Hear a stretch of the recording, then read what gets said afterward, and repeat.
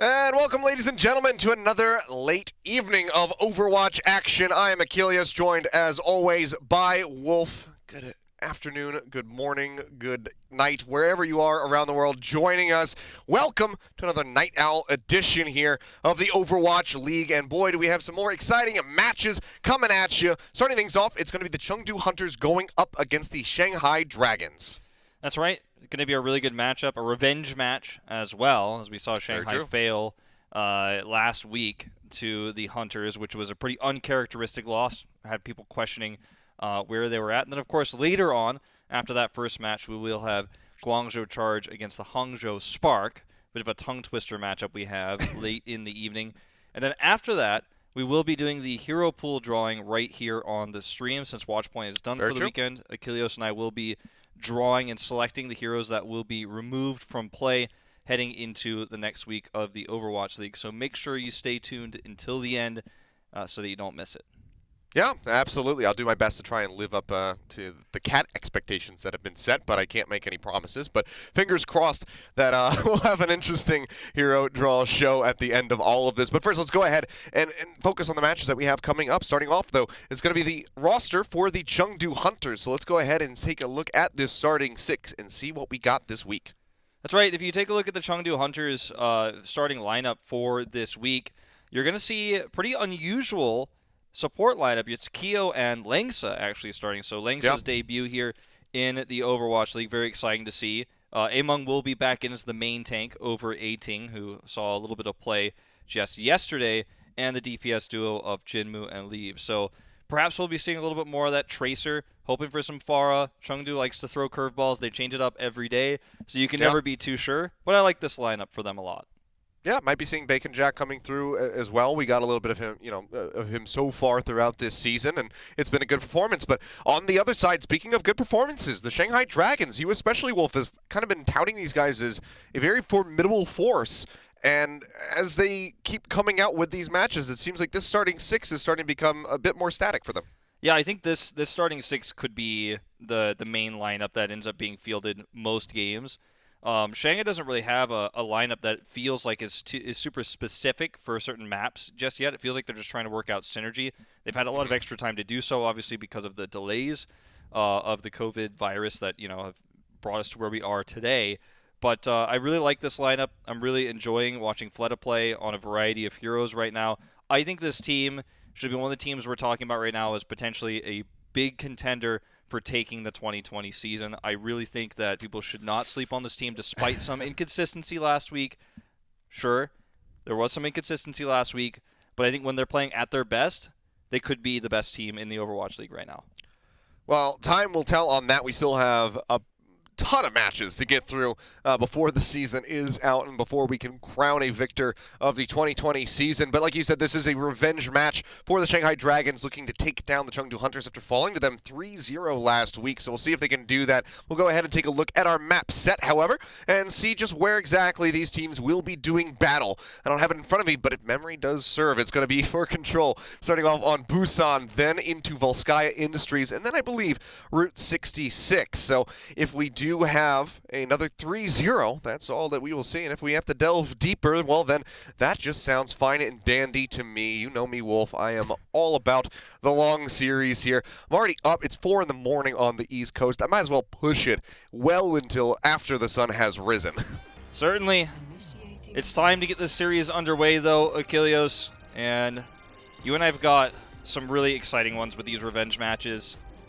And I think it's time for Shanghai to prove that they're the kings of the Asia region right now. And I mean, a win here against Chengdu doesn't necessarily grant them that title, but I think it does kind of, I guess, lower some eyebrows. There were some eyebrows raised by their loss to Chengdu last week. I think this win brings us back to more normalcy, back to what everyone expected, and at least towards the narratives I think that I'm pushing, that a lot of people are pushing about Shanghai being the strongest team in Asia right now. And I think they come in as big favorites here. All right, well, we'll see if they can get the job done and just what the flavor of the day is going to be, because as far as these Chinese organizations are concerned, there's been a lot of variance compared to their North American counterparts as far as what team comps we're seeing for now for the Shanghai Dragons and the Chengdu Hunters. Mirrored on both sides is going to be that Sombra Reaper coming through. Yeah, not a great map for the Torbjorn either. You might see that later on. But yeah, it is going to be that mirror, and EMP charge is so important. Already, bit of damage going through there onto Among, but he'll be all right. Hack comes out from Jinwoo onto Lip, but Lip is going to be the one coming up with the kill now, follows up, finds a second one, gets the hack additionally now onto the enemy Reinhardt. He's just spraying away. Lip is just filling the kill feed right now, absolutely dominating the members of the Chengdu Hunters. Leto takes down Lengza. Kyo's going to fall, no supports, no nothing here for Chengdu, and that is a dominant start to this first round of Busan on downtown for Shanghai. Notice that Among's 20% ahead in terms of ult charge. He did more damage than Stand 1, but Stand 1's positioning gave Fleta and Lip a lot more room to work with to do extra damage. You know, Sideshow talked a lot about different types of Sombras last night. There's the ones that look for kills, there's the ones that look for EMP charge. Lip looks for kill confirms, but now he's got that EMP charge. Yeah, EMP already going to be dumped out, manages to find 4 members, including Kyo, who has that vital coalescence. Izayaki with his own will go ahead and take down Leave. And that's will just be the end of the fight you would expect here. Yeah, that's a fight you can't win as the Hunters without any sort of sound barrier. You don't even really want to engage with Coalescence. You just want to burn their EMP. You know Lip did a ton of damage in that fight. He got those extra kills, those kill confirms I was talking about. Had that extra charge, so you know that's a lost fight, so you just waste the EMP as fast as possible and regroup. Well, now they have to worry about the Death Blossom. Fleta is on the high ground and is just 12% away from that. So Leave trying to find a kill. Shatter coming out, does not catch the Reaper, but does manage to catch 2. Izayaki going to be taken down by that Fire Strike, but they very quickly collapse on top of Among and punish him for his sins. Leave run down by Void, and the point will yet again remain in the hands of the Shanghai Dragons. Lip nearly up to that next EMP, is already at 55%. There's so many tools here for Shanghai. Look at Void, he's spy checking right now for Jinmu. That's so important. If Jinmu gets the EMP onto Li Jaegon, that is huge. Doesn't get the hack off there onto Among, so still can raise that crucial shield they might need, as Fleta again does have that Death Blossom available. Just holding the corner right now are the Shanghai Dragons, trying to stop the Chengdu Hunters from advancing. Death Blossom is in the back line. The bomb out from Void manages to find 1, but not before he takes down Among. Hack comes in onto Fleta, but he'll be able to safely retreat. He's got so much peel, so much protection here from his squad. And Chengdu Hunters, they're just hightailing it back over towards the spawn, but the Shatter comes down, and they're not letting them run. They're not letting them get into shelter. Sandwan will still be taken down, was a little bit overextended. Couldn't get away from the bomb, but 100-0 start Shanghai Dragons absolutely slapped the taste out of Chengdu's mouth. Really nice play by Stand 1, actually. He kind of goes unnoticed here, because the way he stands allows the team to pressure the backline with their damage dealers, right? Fleta and Lip are able to move into position to start threatening those backline heroes. As they get low, Lip goes for the kill confirm. So what I mean by that is he's finishing off low health heroes before they can be healed, before Kyo can come around that health pool back up. He gets the first EMP. It's a free fight. Second EMP coming through there in the end. Really well done. But Jinmu's EMP never gets value because Li Jaegon has the sound barrier first. Really good zone control by Void, making sure Jinmu can't get in and get a backline hack. And it's all too easy for Shanghai Dragons to get that 100-0 when they have that massive EMP lead. Well, first to the point are the Chengdu Hunters. Not going to be seeing any variation in the compositions yet. Still will be sticking through with the Sombra and the Reaper. Looking for the hack. Jinmu manages to throw one out, gets Stan 1. Jinmu himself going to be hacked by Lip. Nearly eliminates Leave. Pushing forward, Stan will be taken down. Lip just constantly hovering around these pillars, and he's getting so much ult charge at the moment. Point still not taken by either side. Still going to be contested as Elsa sits on top of the drum. Seems like the Dragon's going to be a little bit scattered after losing out on Stand 1 early, but now Lip finds an opening. Kyo going to be eliminated. The hack in onto Elsa, so no D-Matrix for him, which makes him just a battery for this EMP, which is about to be online. He might just use it straight away. He does. Manages to find 4, including Lengza. Leave going to be eliminated now. Among taken down as well. That is going to be a 3-for-1 exchange in favor of the Shanghai Dragons. Void barely holds on to that mech, and they can go ahead, heal him up, and fuel that sound barrier for Li Jaegon. Yeah, normally this sort of percentage is pretty negligible, but actually it's what allows Chengdu to really have a fighting chance here in this next fight, because they have the EMP lead now. Because they got the first cap, Liv had to EMP in that previous fight. Now, Lee Jae-gon does have a sound barrier ready for that EMP. But this is a much easier map for Jinmu to hunt him down. Looks like he's just going to go for the front line, though. Yeah, pushing their way forward. Jinmu uses the EMP, going to be catching 4 as well, including Lee Jae-gon, so he cannot drop the beat and try to keep the team protected. Will just be the swift cleanup here with Void going down to the back end. Team wipe completed. Only 4% going to be built up here for the Shanghai Dragons. So Chengdu Hunters back in control. They're not that far behind. Yeah, it's a pretty peculiar decision by the Shanghai Dragons to just allow that EMP fight to happen, to relinquish the point, to come back, because they don't have great tools to retake this point either. Lynxus still holds his own sound barrier to counter Lee Jae-gon's on the initiation, so see how this pans out. I mean, look at the routing, though. Nearly just get that cap for free. Nearly taken out, rather, I should say. Sound barrier comes into the back of the Shatter. Very nicely done by Lynxus. Saves the team, and Void manages to find a triple kill with the self-destruct. Gonna have to take another look at that one. But Void shuts it down. It looks so good for the Chengdu Hunters after Lynxus gets the shielding out for his squad. But Void says, hell no, shuts them down, and now Dragons right back in control. This one, a pendulum swing. I think as the point just keeps going back and forth. I think it was probably a Rhine charge. Let's take a look at this again and see how this happens. Bomb goes out. Yep. No, it's just, he hits them Stan there. had that initial charge onto Among, but I think he just wasn't quite aware of the positioning of that bomb placement, so ends up getting picked off. But as we come out of that replay, you can see that we do, in fact, have a pause at the moment. So now we Brennan Sideshow. That's right. So I got to say that that was a pretty weird decision by Shanghai to give that point up. They got very, I don't want to say lucky, but the bomb worked out, okay? I mean, you can't predict the bomb is going to be that big, but the execution of the bomb was really good, so they were able to make that triple kill happen. And I think we are going to get back into game here in just a second. But the triple kill is what saves the fight for them. They get to keep Lips EMP. Lee Jae-gon actually got killed before he could sound barrier in that previous fight, so he's still got it. And now they're in a really good position. But if Void's bomb doesn't get 3 like that, they might have lost the fight, but they've definitely lost a lot more percentage.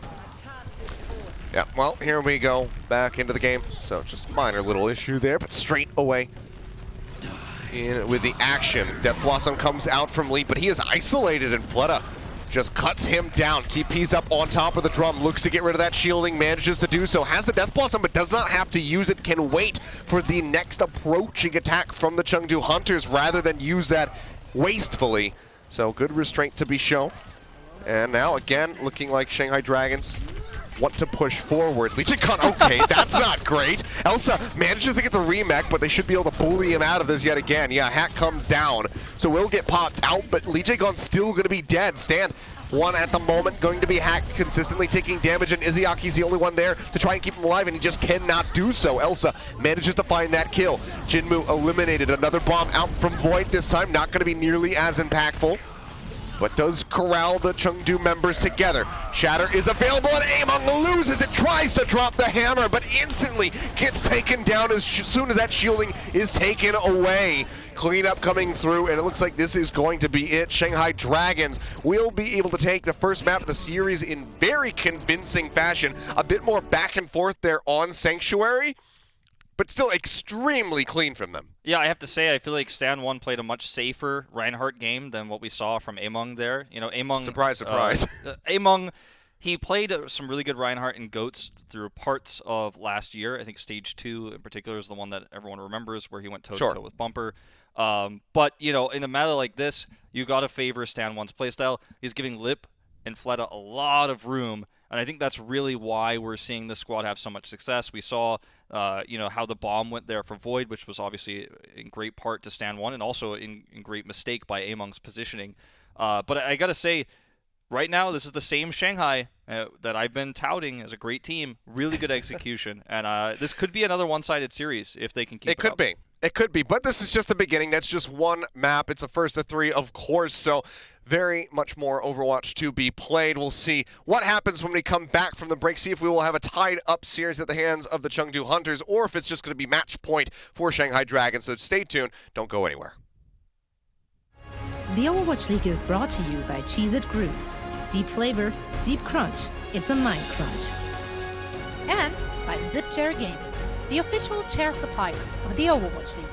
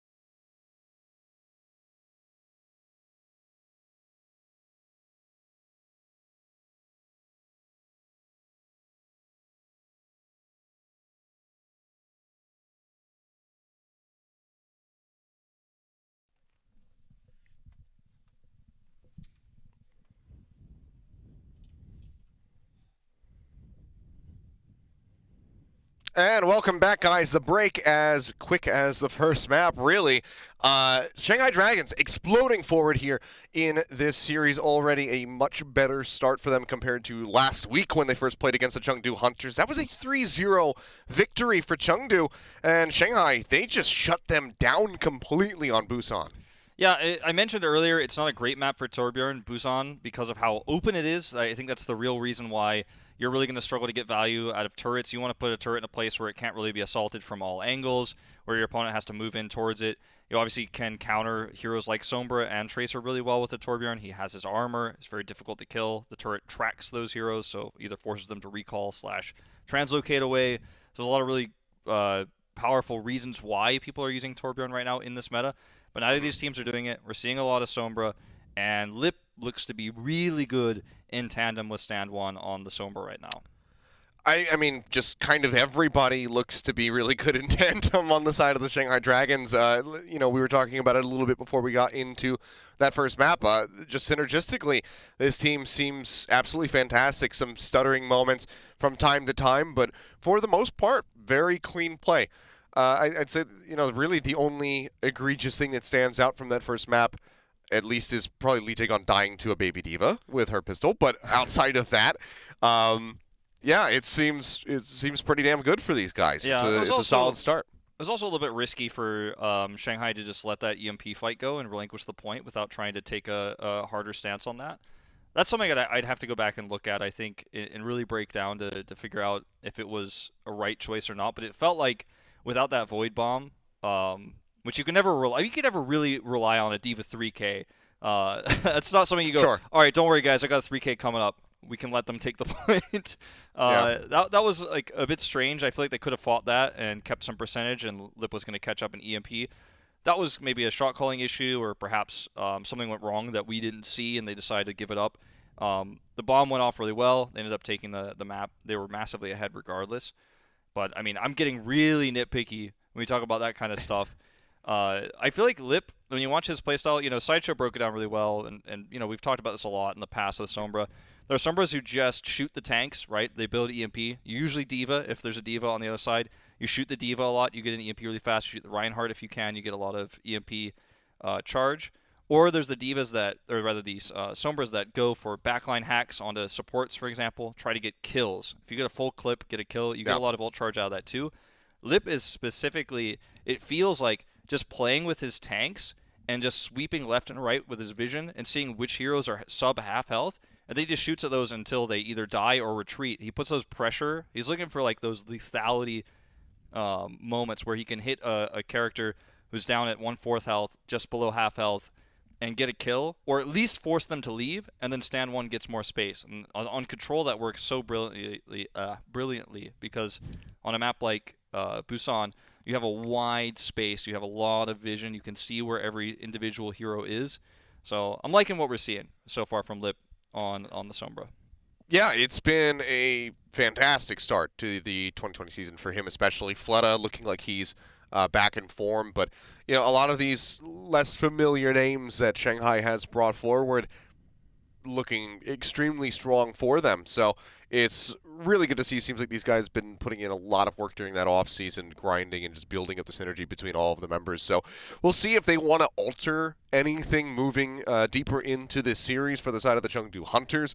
The reason why we're talking so very long right now and not getting into map number 2 is because Chengdu will have some substitutions coming in. We'll touch on those a little bit more when we do jump into map number 2, which of course is going to be Volskaya Industries, because my memory is just that good. I talked about it 5 minutes ago. There you go. And I still have it. Perfect. I just have it on a lobby screen on a piece of paper. I wrote it down earlier, so that's how I know it's Volskaya. Well, I'm wearing glasses. I'm wearing glasses. My monitor's at a little bit of a skewed angle, and I've got this ring light right in my face. So I'm probably going to be seeing the outline, have this ring light burned into my corneas for quite some time. Maybe I should take the glasses off, actually. That might help a little bit. But, you and Bran with the glasses, man. You've got that, like, ring. Yeah, you get the reflection, like, right on the forehead. But it's all right. I can go without the glasses. I can see my monitor just as well as I could see it with the glasses on, just because of the glare and everything like that. So it's all right. But yeah, Volskaya Industries, I can make out those blurry buildings without my glasses on. Let's make out the substitutions. We will have. I thought you were just going to end the series, the sentence right there. I was just going to say, "Let's make out." I'm like, "Well, Wolf, like I'm all the way over here in New Jersey. You're all the way over there in Los Angeles, so that's not really possible." That usually doesn't happen on stream. Usually, Molly and Veltal though substituted in for Keo and Langsa, just to try to be a little bit more serious here. Okay, as we talk about these subs. I completely derailed you. Yeah, you did. But I mean, to talk about the performance we saw there from Keo and Langsa. I think it's a pretty common thing, people do on the internet where they go, well, who are these guys? That's why they lost. But I don't think there were any problems with that. I don't think Chengdu made any major mistakes besides some over-aggression perhaps from Among. Well, let's talk about this composition they're running here. It's going to not only be Torbjorn, but it's Torbjorn Soldier, very old school. You can get 2 lines of crossfire with this, the Torbjorn on the right side, usually the Soldier on the other side where the Orisa is, but actually they're together and scouted now. Yeah, completely spotted that out, and it's really weird to not see either of those heroes that have spammy abilities, especially the Soldier 76, not be spy checking that hallway at all. So Lip just kind of gets in there, gets that information for free. Helix rockets across the way, not going to find anything, just going to be meeting a shield, as it will just be a charge across from the Shanghai Dragons. Trying to beat them here on that high ground. Barriers coming out from Elsa. Void pushing here onto the low ground. Shanghai Dragons now going to have a bit of control. The bunker set up at the garage is there from Among, but has to retreat back upstairs. The hack comes through, and Leave has nowhere to go. He cannot live up to his namesake. Will just be taken out. And already things looking a bit dire for the Chengdu Hunters here on point A. Coalescence out from Miziaki, manages to find Molly. The turret going to be taken down now. Elsa falling as well. One less barrier. Yimmeltal gets sent off the side into the icy depths below by Lee Jae-gun, who follows up for a headshot kill onto Among, and point A is taken. And there's nearly 5 minutes and 40 seconds on the clock. Yeah, there's a lot to unpack with this composition for Chengdu. Like, it's very reminiscent of what we would see with main support Torbjorn back in Apex from some of the Korean teams, but the setup was really weird because they had the Soldier and the Torbjorn on the same side with the Orisa on the other side with double shield. The composition synergy was just not really there. And I mean, now they're about to have an EMP, Shanghai is, and there's no answer. The Trance is going to be too far behind. You have to think. I mean, as I say it, Molly's catching up. Yeah, pushing their way forward. Among going to be taken down yet again by Lee Jae-gun, this time with a melee kill rather than the headshot. Transcendence going to be forced out by Molly, trying to keep his team topped up, and so far will be successful. Lee Jae-gun going to go ahead and drop the beat, as we will see the lava come out. Hack goes out onto Elsa, so it's a lot less protective now, as Molly was somehow way into the back line there. What was that? I'm not quite sure how the Zenyatta got to the front door, but either way, Chengdu Hunters will somewhat successfully stave off Shanghai Dragons. They do pick up a little bit over a tick, and now have 4.5 minutes remaining, but it's a really weird fight as far as the positioning was concerned, but Chengdu Hunters at least do stave them off from now, and now, well, they're going to get ready to have that Supercharger Tac Visor combo ready. I think he had it to be pretty far forward to get that ult charge as quickly as he did, which saved them against the EMP, so great plays from Molly. They are going to decide on this composition now with the Batiste. But Lip is already nearly at another EMP. He's charged up so quickly.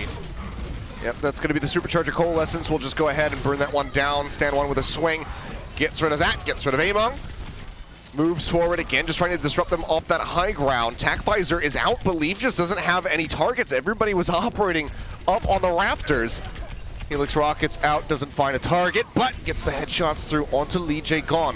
Second tick nearly picked up for Shanghai, however, but it seems like enough kills have come through for the Hunters. So again, we'll force them back as Izayaki tries to fade out. Orb will come through, but he is already dead. Yeah, I'm not going to get the ult charge and escape he wanted there, as Among looks for a pin kill onto Lip. Unable that to would have been pretty crazy if he caught it. He actually is going to swap, so that might not have actually been what he was looking for. He was probably just trying to swap as fast as possible, but if he had randomly hit Lip there, that would have been pretty insane. Hunters have this really interesting defensive setup right now, but they don't have a Trance yet, so even if they're split here, Lip should get a lot of value. Oh, EMP comes through, manages to catch 3, Elsa being one of them, melted out of the mech and doesn't get an opportunity to use that self-destruct. The charge from stand 1 takes out Among. They do have the point here covered in the lava. However, Death Blossom up onto the high ground. Fleta only manages to get the turret, and then Jinmu takes him out. So, again, staved off. Chengdu Hunters continue to buy time, already over 3 minutes burned off the clock. There's so much sustainability with what the Hunters are running. Orisa, you know, is so difficult to kill. So many resources were spent to kill Among there, and Jinmu and Leave did a ton of damage. Jinmu's Molten Core was really well placed on the point. Leave has so much extra healing that he could drop down onto the point as well. He's going to have Attack Visor once again. Transcends finishes. There's just so much health on this on this composition with the Batiste healing, the Immortality Field. It's so difficult to kill all 6 members of the Chengdu Hunters, and they're playing uncharacteristically defensive. You know, it's not how they normally play, but it is working out here so far. Oh, BJ Gon looking to disrupt there, and again, Molly just wildly out of position here compared to the rest of the team. Completely isolated, does get finished off. Everybody dips inside to avoid the Attack Visor. Got a little extra percentage built up. Now up to nearly 85% here for the Shanghai Dragons on point B. Void up over the top, trying to get in behind Yveltal and burn him down. Another Molten Core ready here from Jinmu. Has been building these up like an absolute madman, and Lit will fall to the fire. Stand 1 taken out, and this is just the cleanup yet again. With just over a minute remaining, Shanghai Dragons, they got a little bit of time alone on the point to get to 95.2%, but can they get across the line with time in the bank? I mean, you could see that Molten Core painting quite literally a picture of how this defense works. You can see Stand 1 over there in the corner. It's just so easy to split the Shanghai Dragons apart during Molten Core and get those individual pickoffs, and then they have the respawn advantage. EMP being ready here before Transcends. Again, Molly can race to that, hope to hide and have that extra healing, but this is Shanghai's best chance here. Right now, they've only got 1 push left to get that last percentage. Trying to get the hack, does manage to find Elsa with it. Among down on the corner, EMP out, only finds 2. Molly going to be unaffected, so they cannot instantly kill off that Zenyatta. Attack Visor from Leave up onto the high ground, managed to find Fleta. Stand 1 going to be taken out, but the Coalescence there from Izayaki will find Leave. Jinmu, however, still in the back line, just poking away. Starts working his way forward. Self-destruct comes out, so we'll have to peel back around the corner, but it went too far. Void sent it up and over, manages to find the Torbjorn moments before he had that Molten Core ready to go. Leave swaps over onto the Tracer, but has to get onto the point and stay there if they want to hold this off. They will force out the overtime. The point nearly left alone. Shatter comes down, was going to be a solo there onto Yveltal. They managed to force them back. They get the cap, but from where they started, 5 minutes, 40 seconds, it was a fantastic time from the Chengdu Hunters. Yeah. Well, now that we have a little bit of time, I want to talk about Chengdu Hunters' setup there. So back when Torbjorn was first used in professional play, you know, in tournaments like the Monthly Melee back then, you know, and Apex, he was usually played by the main support, and one of the most famous main supports for that was Toby, IDK, probably a close second. And he would have these Torbjorn Soldier compositions that would be run with various other DPSs, but Soldier being the main one. You would split them up onto 2 sides of a point like Volskaya, Numbani, and then you would set up a crossfire. It'd be very difficult to dive because of the sustainability that Soldier has. You'd have to counter dive from the defending Winston. It's very difficult to kill those heroes. In this case, you've got the Zenyatta, you've got the Batiste as well, and Torbjorn can obviously overshield himself, grab that extra armor with his overcharge ability. Then he's difficult to kill. Then if he survives long enough, then he puts down this giant zoning ultimate while also having quite a bit of damage output, not only in his primary fire, but in his turret. And by the time you eliminate even Molly, for example, who's been the first target on Zenyatta, even by the time you eliminate him, the rest of the team has done so much damage to your squad that has dove in, has been aggressive, that you can't win the longer fight because there's too much healing. They have respawn advantage, so a pretty weird composition from Chengdu, but I like how they're using it, as we will see Pharah now to shift gears to this attack here from Jinmu, what everybody loves to see. And there's no hit scan whatsoever, only Izayaki to deal with him. Yeah, I mean, so perfectly Chengdu just come out with that Pharah randomly. But waiting around the corner for them to advance, and Among, well, he gets caught up in the crossfire. So already going to be a slow start here for the Chengdu Hunters. But as I say that, Jinmu will manage to find Lee Jae-gon, of all people, be eliminated by a Pharah. It's the most elusive one the Shanghai Dragons have in their arsenal at the moment. He will be res back up, but already Chengdu start pushing their way forward onto the point. Get half of a tick, and they continue to advance. Stand one now going to be eliminated, and Jinmu finds Izayaki. So it seems like Jinmu with this Pharah, something that he's just so well known for. They push forward, and they just absolutely shut Shanghai down. 3 minutes as they get ready to cap the point. This is going to be a massive time bank for them. Now the question is Shanghai Dragons, can they have a similar performance in buying time? Well, they're going to have to swap heroes. Fleta swaps over to Tracer, which can be really great at doing that extra damage to help eliminate Winston and basically allow Shanghai Dragons to win these longer fights on the point itself. But I think that they should consider some sort of long-range damage here against the Pharah. Obviously, McCree is disabled this week, so that's a choice you can't pick here. But Soldier's an option, Widow's an option. Sombra, the EMP has to be big here. Well, that it does. Sleep Dart from Izayaki not going to connect, but as you were mentioning, Fleta versus that Winston, he does manage to burn down Among, alleviating some pressure here on the defense, but Chengdu Hunters, they managed to find two as Void gets knocked out. Stand one falls. Now Izayaki, so effectively 3 members gone. Void will go ahead and finally join them in the grave. So they're entrenched on the point. First hit comes through with 5 minutes remaining. Chengdu Hunters, can Shanghai do anything here to try and get back onto the point? The answer is just going to be no. The barrage just comes through. I mean, they played around the EMP, which Lip didn't have in time, and by the time he used it, it was just far too late. And the round was over. I mean, he hit it when they had 2 or perhaps 3 members left. With 3 dead, you're not going to be able to get much value out of the EMP. You're not even really going to be able to buy that much time. Unfortunately, hacked heroes can still do their primary fire with a numbers advantage like Chengdu had, and a composition advantage like they had. It becomes very easy. It's tough to make a decision as Lip to swap over to something like a Soldier in that moment when you're sitting at 75-80% of an EMP. Now sometimes you have to make those tough choices against a Pharah who's just outclassing you. You don't have a good counter. The Ana alone isn't enough. And they decided to put Fleta on Tracer to try to kill Among, and he did, which sometimes kind of leads to the rest of the team falling apart. You ignore the Pharah, you kill the rest of the backline. But it just wasn't enough. Jinmu's too good. Cannot be ignored. Has to be respected. Yeah. Now Shanghai is in a really nasty spot where a draw is all they can hope for in the second map. Yeah, I mean, if they can pull this defense off, that is still very impressive for them. But 4 minutes and 55 seconds and a single tick to defend Shanghai Dragons. This is seeming like a bridge too far for them, especially given that Jinmu is, of course, going to still be on this Pharah, and there is still not really any hit scan that can reliably take him out of the sky. Yeah. I mean, that's hero pools for you. McCree being missing here, one of Lip's better heroes to shut this down. So it's a strong pick for Jinmu. Hey, hell, Fleta as well. Yeah, true, Not true. like he's a bad McCree. They're going to change, seems like though. they're still going to swap this up.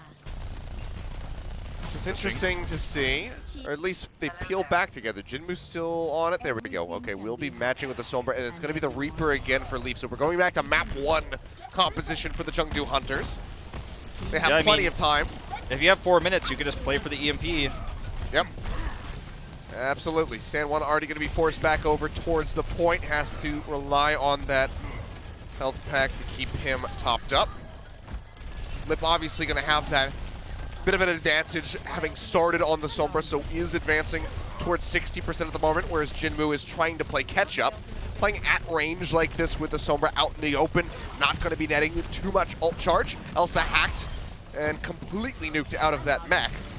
So, decent start on the defense here for the Shanghai Dragons, but there's so much more time that needs to be chewed up before they are out of the woods.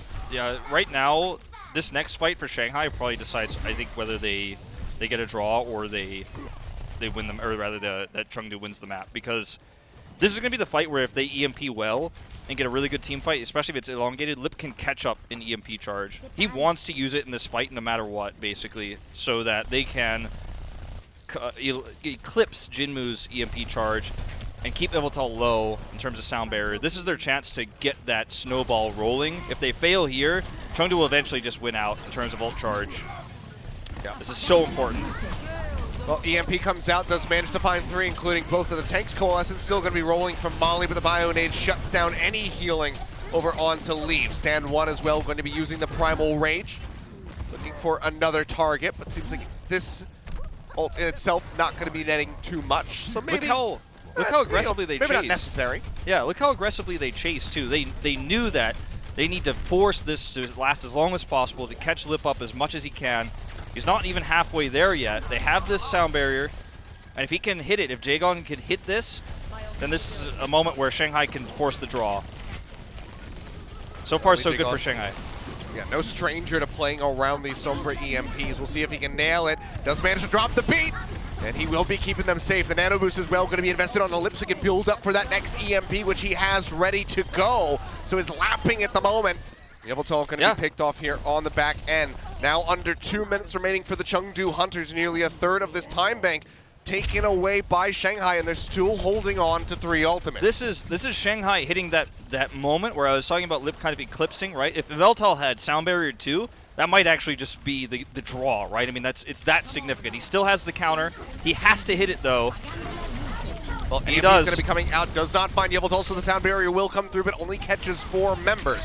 Amon going to be hacked, and Fleta burned down. Lee pushes forward, asserts his dominance, and manages to find that kill. Now Stand 1 going to be taken out, 20% shy of that Primal Rage. It is just the Leave show at the moment as he continues to fill the kill feed here for the side of the Chengdu Hunters. They are now on the point. It was looking so damn good for Shanghai on this defense, but to no avail. They take the time down quite low, but they can't take it low enough. So we will have a tied series as we go into the half, 1-1. Chengdu taking Volskaya. Really impressive stuff there from Leave. I mean, Sound Barrier was good for Yveltal. Oh, yeah. He gets play of the game on Batiste, actually, as we just watched. I thought we were going to see perhaps his Sound Barrier come through. Sound Barrier was good. He is able to keep the team alive. And interestingly, Fleta was both hacked in that fight and wasn't able to get the Sound Barrier charge. So he kind of had to back off and retreat, which allowed the rest of the Chengdu Hunters to spill onto the point. Then when Fleta used his blink charges to get back into the fight there, he got taken out first by Leave, and then Leave was like, okay, I'm the only tracer on this point, and he just zipped around cleaning up house. So really impressive stuff there from Leave, but at the same time, you know, Yveltal, if he hadn't hit that Sound Barrier as he did, which, you know, obviously in a choke like that where you're attacking into an EMP you know is going to be there, pretty easy to hit, he sets it up, but Leave with those finishing kills bring us to a tied series. Very impressive stuff. A lot of different compositions we saw there from Chengdu, but all of them well executed. Yeah, I think a bit overzealous on that final EMP there from Lip, but hindsight is 20/20. But for now, guys, we're going to go ahead and head into a quick little break. When we come back, it's halftime. The Overwatch League is brought to you by T-Mobile. Rank up with America's first and only nationwide 5G network. And by State Farm. For auto, home, or renters insurance, like a good neighbor, State Farm is there.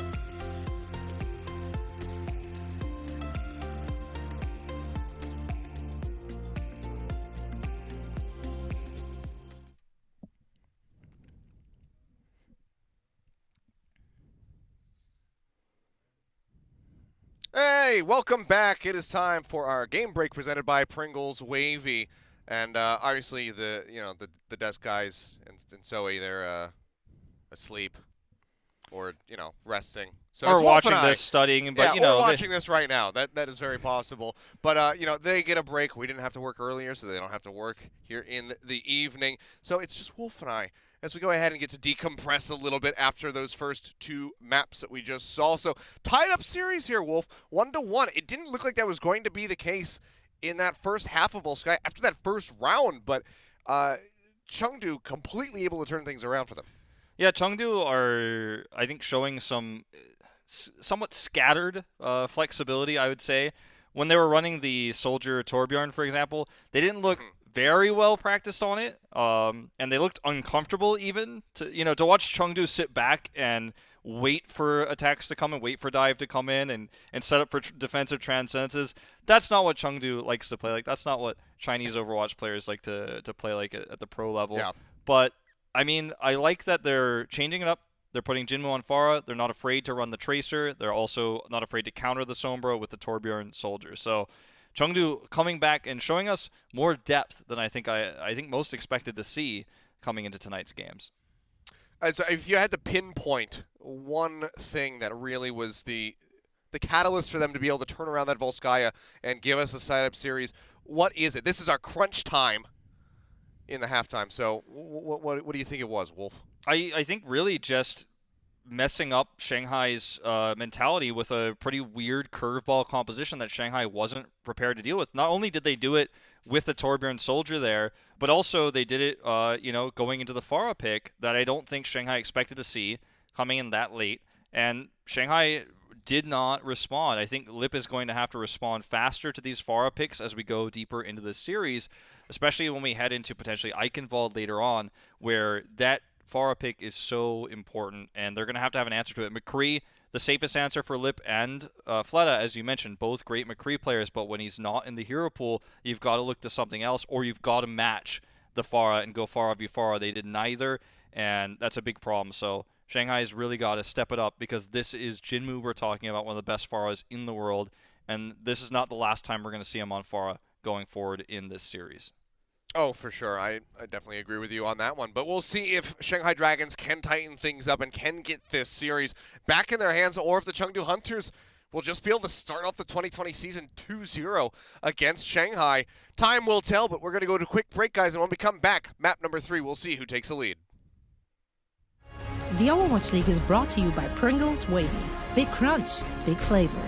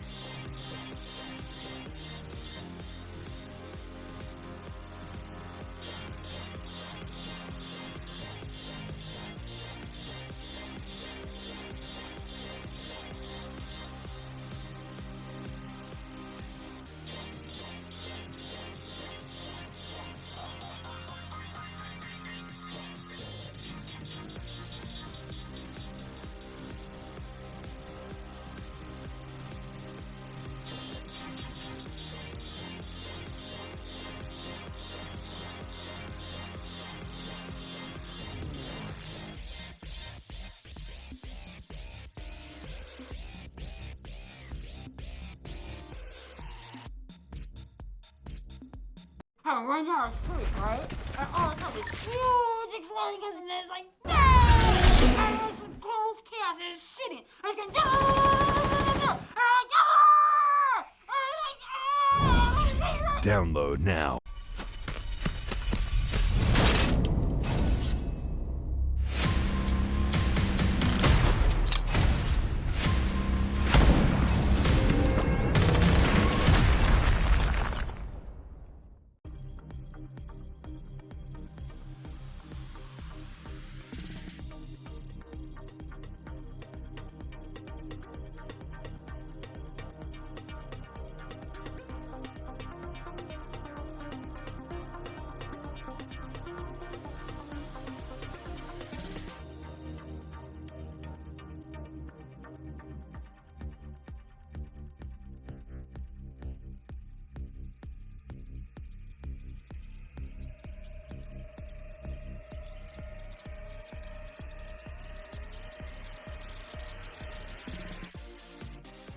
The Overwatch League is brought to you by HyperX.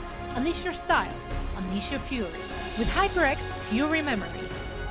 And by Coca-Cola, the official refreshment of the Overwatch League.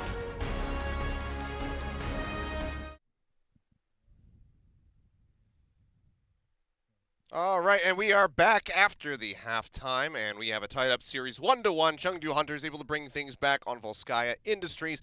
Now we get ready to move forward and see who will be able to take a lead in this set, because coming up next, we're going to have Escort on Route 66. That's right, Route 66, one of those maps we have seen Jinmu pull out the Pharah before.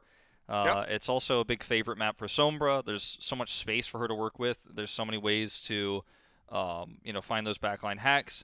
Also pretty bad for Torbjorn for the same reasons why Torbjorn is not great on Busan. We saw our first control map. So I think we're probably going to see a lot of Sombra here.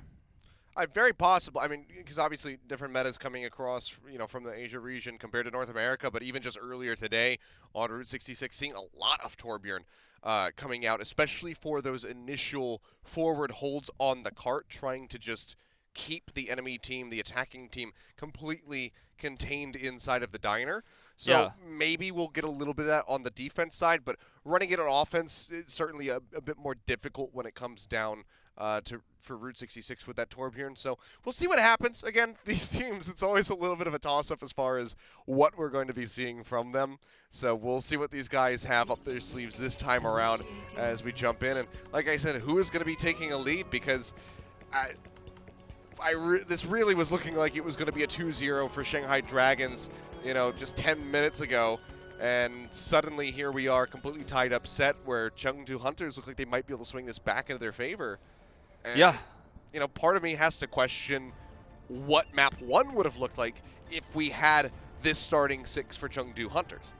Yeah, it does make you wonder. And I think, more than what we saw in that starting 6 with Keo and Langsa, I think it's just the compositions that we're seeing from Hunters, the intelligent plays we're seeing that are really making the difference in this series. Langsa is back in. So talking about composition here, though, it is going to be the Soldier Torbjorn again. You talked about defensively using it for those front holds. That's definitely where Torbjorn's probably going to be most potent on this map, and then arguably at C as well at the end, because he can play around these containers. He can then, around the corner, play around big Earls, which is where he's going to have a little bit more cover to set up for those turret positions.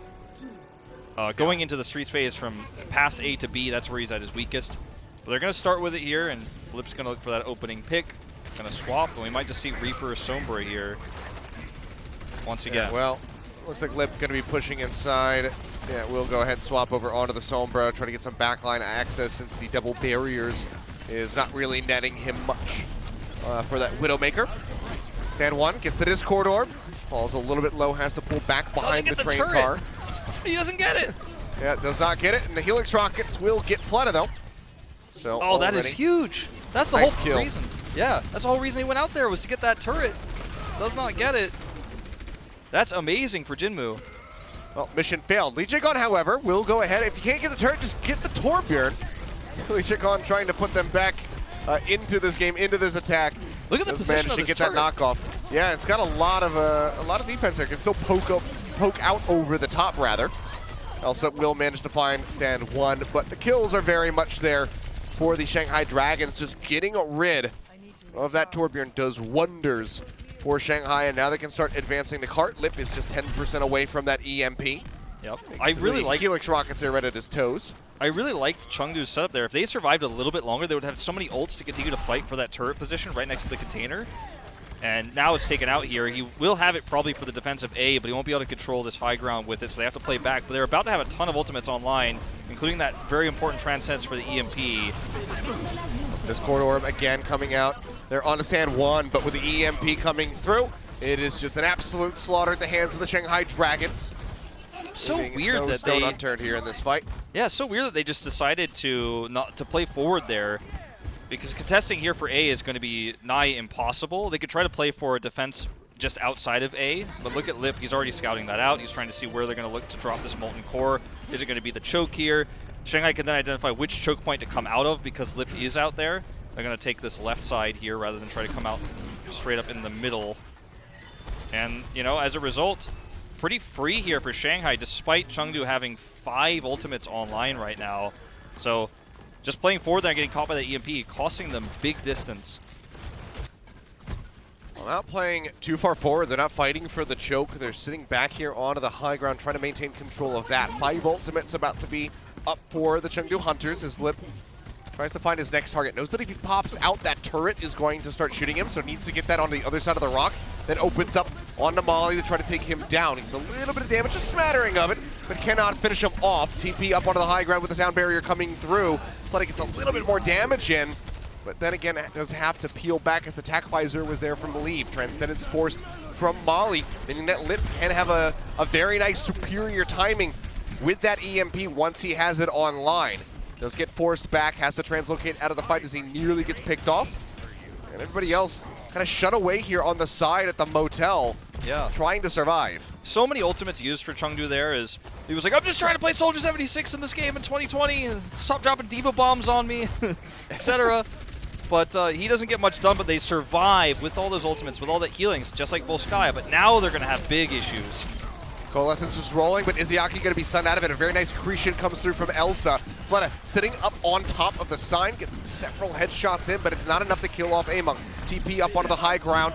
We'll see that Immortality Field come through. Stand One drops the hammer, stuns up Among. They will be able to find that one kill, but now Void is out of the mech, so there's effectively a loss of 2 main tanks on the side of Shanghai Dragons, or 2 tanks rather. Death Blossom TP, however, comes out from Fleta, does manage to find Lengza, so both supports do fall. That's incredible synergy right there around the squad. What looked like a lost fight there, but it already used his teleport, was pushed away, but he got the Immortality Field. That's what he wanted, and it looks like the Shanghai Dragons are going to retreat. Then Lip comes in with a sudden EMP. Fletic swings around with the flanking Death Blossom. That's really good synergy, really good communication there with the Shanghai Dragons to turn that fight. Still pushing the cart. Among will drop down to help contest it. We'll see. Rivetic Flux come through. Sound barrier dropped by Lee Jae Gon to keep everybody topped up. Stand One still going to fall at the hands of Jinmu. Fleta retreats back with the Wraith Walk, and Jinmu's turret will finish off Lee Jae Gon, so the cart will be snatched up here by the Chengdu Hunters. Transcendence going to be down. Yeah, that might cost them in a little bit with the follow-up EMP, but they're not having that many problems with EMP because of this position they're taking where they can split really well. It was really only the Death Blossom they struggled with. I thought this was going to be the part I mentioned earlier that the Torbjorn really didn't work out. The turret placement is really far back. It's in an open area, but Shanghai don't have range damage to take it out, so it just consistently gets value. Coalescence is out. We'll go ahead and get rid of the Supercharger. Attack Visor burnt. Leave looking for a target, but everybody kind of hiding. Lee Jae Gon barely makes it inside. Leave wrapping around the back, tries to get the Helix rockets there onto Fleta. Is unable to do so, will force out the Wraith Walk, and he's going to have to grab the Mega Pack you would expect in the garage. I mean, look at how it wasn't up, so. Look at how far Fleta has to go to get the turret. He finally does. Well, all of the ultimates here from the Chengdu Hunters going to be burned. Bomb up over the top from Void, looks for a pick, not going to be able to find one. Immortality Field going to be the only casualty there. Molly gets a headshot, gets rid of Fleta. Lip nearly with the EMP online, needs that one rather swiftly. Will go ahead, use it immediately after gaining it. But Void's going to be knocked out of the mech. Coalescence coming out a little bit too late from Izayaki to try to keep him alive. Sees Lengza up there on the high ground. He's got nowhere to go, so we'll just get hosed down, but the rest of the team is crumbling around him. Shanghai Dragons investing so much on that fight, and they don't get anything. They need to swap off the Sombra here. You know, Torbjorn is a great answer to Sombra, especially when you're running Sombra with this Reaper and you don't have range damage to take out Jinmu's turret. It's so far away. They take so much damage on the way. They only have 1 shield. Defense Matrix isn't going to mitigate the damage well enough. He's going to have Molten Core again for the point. This is almost a done deal. They make their way through the buildings. Up over the top is Elsa. He's looking for a Gravitic Flux. Don't believe he caught anybody, but Izayaki had to fade over to the side. Can they get to the cart? The answer is going to be no. So very close, yet still so far. Held about 4 meters away from point B was as far as they could make it. And again, this is just one of those things where it's like Shanghai, extremely solid start. They get their way to A. A little bit of stutter stepping at the start, but as soon as they got rid of the Torbjorn, it was just a free push up to A, but then they struggle getting to B. Yeah, and on A, we had the turret placement next to the container, right? In that really weird place you pointed out, it could shoot. The turret can shoot over, but cannot be hit by those members that are attacking through, right? Those players who are trying to hit it across the side until you get up on top of it. That bought them a few really good team fights, but then they lost the point. But going into B, Shanghai never responded, never had a hero that could get back there and consistently deal with the turret. Fleta was able to get it that one time. After the team fight was over, he basically suicided to go get it in the back line. And again, Shanghai are really struggling to change up their composition to fit the situation. Dallas Fuel played earlier against the Valiant and continued to run Tracer versus the Torbjorn. But that's kind of a different situation. We're talking about Decay, one of the best Tracers in the world, and his Tracer playstyle was extremely threatening and actually worked well with the tank line, Guangzhou in particular. In this case, Lip can't get it done when the turret's that far back. I don't know. I think, you know, this is another big question mark I have for Shanghai's decision-making here. Mechanics good, the team synergy is good, but sometimes you're just trying to put a square peg into a round hole. Jinmu trying to find Lip, finally does spot him out. Will force the translocation, and just like that, Shanghai Dragons have to retreat. You know, not running that double shield, which I would say is to their benefit right now. Having the Diva off the bat to try and deal with the Afar is certainly a good thing, but Lip is just caught out. He's got nowhere to go. The translocator's still down, and Jinmu at this point, he's just doming people. Gets the push up there, shoves Izayaki up the street. Leave is ready to go to scoop the kill. And this is just going to be a free push effectively into point A. Stan One's got the shield raised. He's trying to get the heck out of there. I mean, this is Will just... be able to do so, but I mean, look at that. all over Afara again. is on the ground and is pushing a Reinhardt back. It's full Sky all over again. And Lip's not swapping. They have a choke point controlled here. Look at the hole. Together. Major rocket going through there as Jinmu gets closer and closer to that barrage. Jumps over the side, gets the tags on the Legion going. It's absolutely beautiful play from Jinmu. Again, he's just ripping them to shreds with this Pharah, and there's just no response coming out from Shanghai. Yeah, I mean, EMP is nearly built up from Lip, but is that going to be enough? I don't think so. I mean, you're not going to be able to EMP the way you want to in this team fight with how spread the Hunters are. You got Among on Winston. There's just so many ways for the Hunters to live through this. Gravitic Flux coming through with the EMP, manages to catch 3. The barrage layered in. Void will finally get the rockets to take Jinmu out of the sky. Answering EMP. Coming out now onto the Chengdu Hunters. Among falling low will get picked off by Fleta. Accretion goes in, gets the stun onto the Reaper. Very scrappy fights, and it seems like the Chengdu Hunters are overall winning these, but they haven't been able to advance that cart yet. We'll see the kinetic grasp there. Elsa getting in just a little bit of shielding as Lip is hacked out by Leave. Cart finally advancing with the Coalescence backing them from Bali, and Lengza hovering up in the air with the Guardian Angel. This is looking really good for Chengdu Hunters. If Fleta can't get value here out of this Death Blossom. Okay, baits out the Absorb. That could be huge. Another stun, but Death Blossom still held, and Shatter is here. Shanghai Dragons have very scrappily fought their way to a significant hold at point A, where it, at the beginning, looked like a lost cause. Izayaki, however, picked off. Jinmu finds him with a punch. The sound barrier coming through as the ult comes out there from Elsa. Doesn't manage to find any kills, and Among will be taken out by Fleta yet again, who TPs up onto the high ground very aggressively, but he was down below half HP, and Jinmu very swiftly gives him a punch to the jaw. Looks for another one there onto Stan One. Will land the Seismic Slam. Doesn't get the finish onto the Reinhardt just yet. There's one of those horizontal or diagonal charges there. But we'll finally be able to get Stan One, and it seems like Chengdu Hunters have broken through, but a significant amount of damage is done to the time bank here of the Chengdu Hunters. So just 3 minutes and 15 seconds, but that is still theoretically plenty of time to get just in front of B. I wonder if Jinmu keeps this Doomfist, because I don't know if he needs to right now. He used it to get back to the point because it was an almost capped A there, and they had the longer respawn timers, or the longer respawn runbacks. He is going to keep it. They do have a really nice setup as well, with Elsa coming up very quickly on his ultimate. EMP is out from both teams. 3 onto the members of the Hunters, but 4 over on the side of the Shanghai Dragons. Izayaki does manage to keep that Coalescence rolling. And it seems like Shanghai Dragons, yeah, very much just sweeping up the Chengdu Hunters and tossing them in the bin. First volley going to be out of the way. So you can see, like, there's a really cool combo coming up here, and I was going to say, I wonder if Among swaps to Orisa, because what you could do here is you can halt into Gravitic Flux, and then you can Meteor Strike on top of it. It's very complicated, it's very difficult to execute, but that's a really nice fight to take here when you know there's no sound barrier. Oh, nearly got the combo there onto Izayaki, but he does manage to fade out, looks for the punch, nails it, takes him low, but will not be able to survive. Void is there for the peel, gets rid of that pesky Doom Fist. Both tanks on the side of the Chengdu Hunters falling lower and lower as they try to exit. Fleta is right up in their faces, and he is using a Death Blossom. Manages to find two, as Molly will be able to retreat back into the spawn room. But Shanghai Dragons now looking reinvigorated on this defense. 1 minute and 40 seconds is all they need to buy.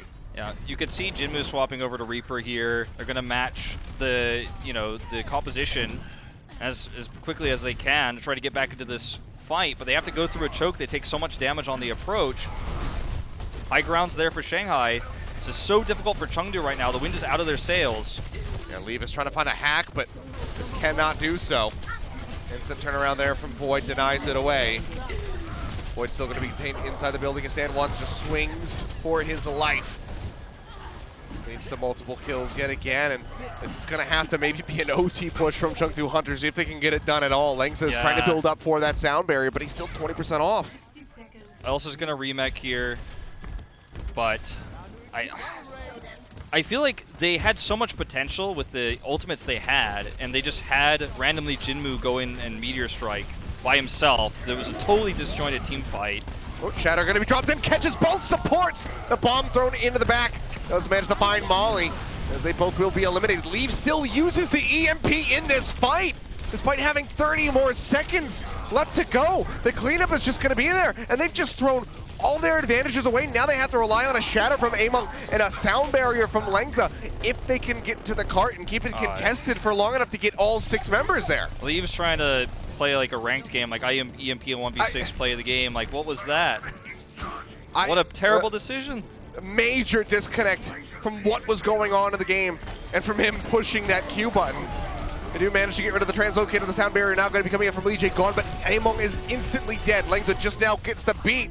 If he drops it, EMP's ready to go. Does manage to wait out the EMP, still drops in the shielding to try and keep his teammates alive.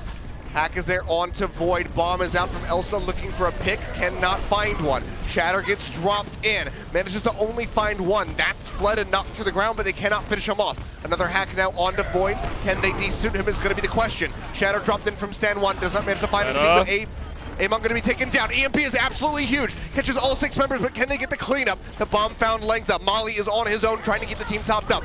Hack comes in. Stan 1 does not have a shield to try and stand behind. And as they push Void up to the high ground to try and deal with Leave, they leave Stan 1 out to dry and he gets picked off. Chengdu Hunters might actually be able to make this happen. We're in Shanghai OT, the cart is finally moving. They need to regroup and they need to look for an EMP team fight here. Lengsa does not have sound barrier, he won't have it probably the rest of this game unless this goes real long. Leave with a terrible EMP, but then the follow-up redemption EMP that hacks Fleta out of his Death Blossom. Major moment here. But Shanghai are going to have their own EMP fight now. Here it comes. They need Molly to dodge it. As soon as he gets that coalescence up, does get detected. The EMP comes out, manages to catch out 2, and Among is the first one to fall. Looking for a little bit more now. Death Blossom dropped in. Fleta forced into the Wraith Walk. The Death Blossom does not find any kills. Coalescence currently rolling from Izayaki, and Molly's is down. Lengza picked off. No one on the cart. Shanghai Dragons, they have done it. They successfully defend at point B on Route 66 to move up 2-1 in this series. But my God, what a nail-biter of a game. Extremely close the entire time. Unnecessarily close, I feel like, at moments there. Oh, dear. I feel like Chengdu are so mechanically strong. Each player has a role to play individually, but together, they don't always mesh well, especially when they're not running Pharah compositions. You could see it. Jinmu's going for a Meteor Strike when Gravitic Flux is 2% away from being able to pair with it. Stuff like that just really makes you feel frustrated. You see 4 dead, and then an EMP comes out from Leave, and you're wondering, what was the idea there? Is he just spamming Q, waiting for that to go off, when he gets 100%? Was he thinking he was going to be able to turn it? I don't know the reasoning there, but Chengdu's a team that if they could just work together with really nice ult combos instead of just relying on mechanics alone and shooting heads, like if they could play more GOATS-esque, if they could play Overwatch like a MOBA and not an FPS, which, you know, a lot of people don't like when people talk like that. If they could just get their ults in line together, I feel like this team has so much potential. I mean, each individual player off the charts in what their potential is, what they're capable of, but they've got to bring it together, man. They've just got to. Yeah, that they do. 2-1 the lead right now for the Shanghai Dragons. Chengdu Hunters, if they want to win this, have to take us to a Game 5. Map 4 is coming up in just a bit, so stay tuned, guys. We'll be right back. The Overwatch League is brought to you by T-Mobile. Rank up with America's first and only nationwide 5G network. And by State Farm. For auto, home, or renters insurance, like a good neighbor, State Farm is there.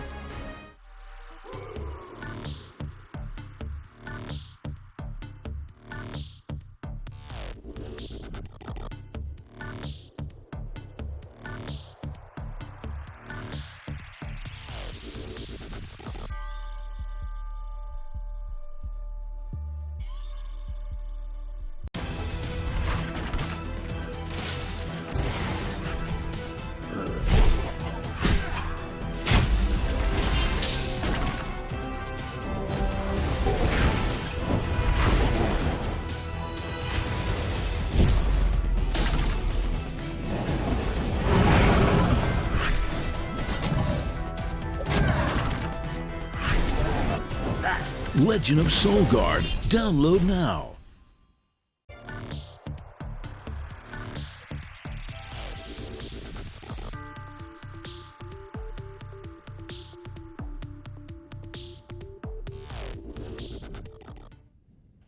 And welcome back. Oh boy, we are just going to keep blazing on through this series. 2-1 right now, the lead for the Shanghai Dragons, but Chengdu Hunters very much hot on their heels. Extremely close round of Route 66 just ended, and I mean, I don't even know what's going to happen now. Like, this is just the series is very much up in the air. Things are out of control, insane. But I'm happy to be along for the ride. You didn't get to see it, but I had one of those moments where I felt like I was going to sneeze, like it was 100% going to happen. While you're on camera? Happen. Yeah, while I was on camera. So you're just like... yeah, so I like covered my eyes mouth twitching so it didn't look and weird, you know? Yeah, my eyes were probably twitching a little bit, as they were when I saw Leave use that EMP in the last game. But it's fine.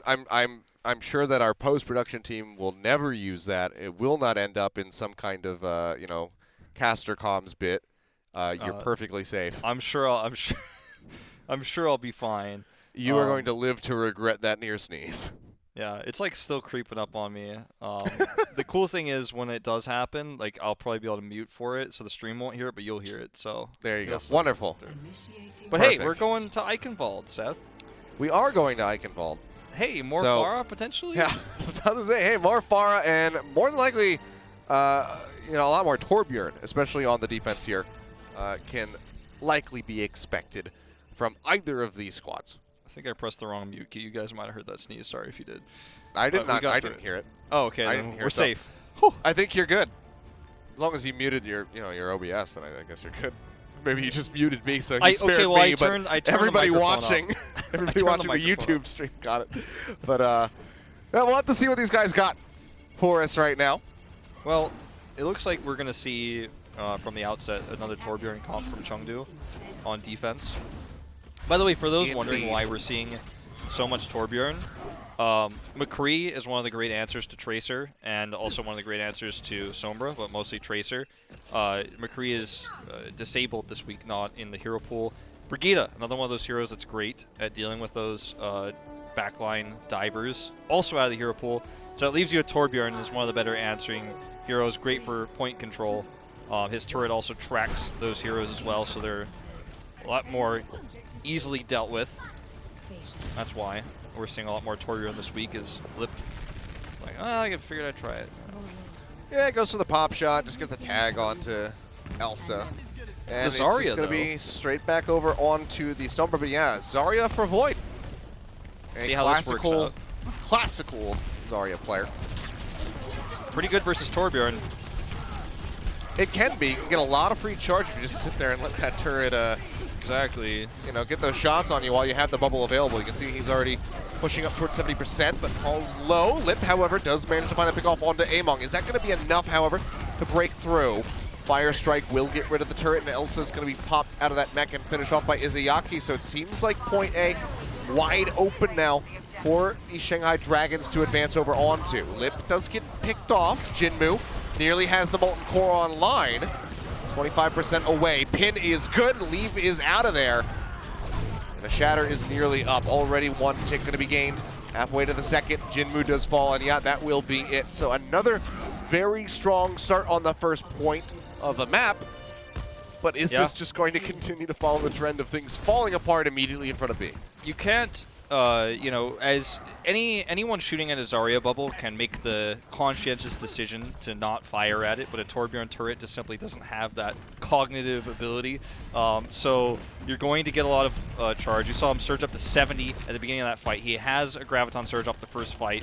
Shanghai in an incredible position here, ult-wise, and Elsa's going to swap to match. There's Graviton, though. Yeah, Grav coming through. Molten Core is laid down, but so far, well, that's going to be the turnaround. I was going to say, so far it's Shanghai coming up with the kills, but Leaf comes in, manages to find a double. So we'll just have to be the reset now. Really weird how that turned around because, you know, obviously that would be huge. It would have been. They're still looking for it. He's got a sliver of HP, but maybe they've overstabbed. Death Blossom does come out from Leave. Void will finish him off, and Jinmu's turret got rid of Lip, so still a bit of a stalemate now. Yeah, this is super weird. Chengdu Hunters are not backing down, but it's actually going to cost them a little bit of control here. The turret cooldown here and this corner. Interesting idea. They force the EMP, and they do still hold the sound barrier. They've got a great setup for this drawbridge.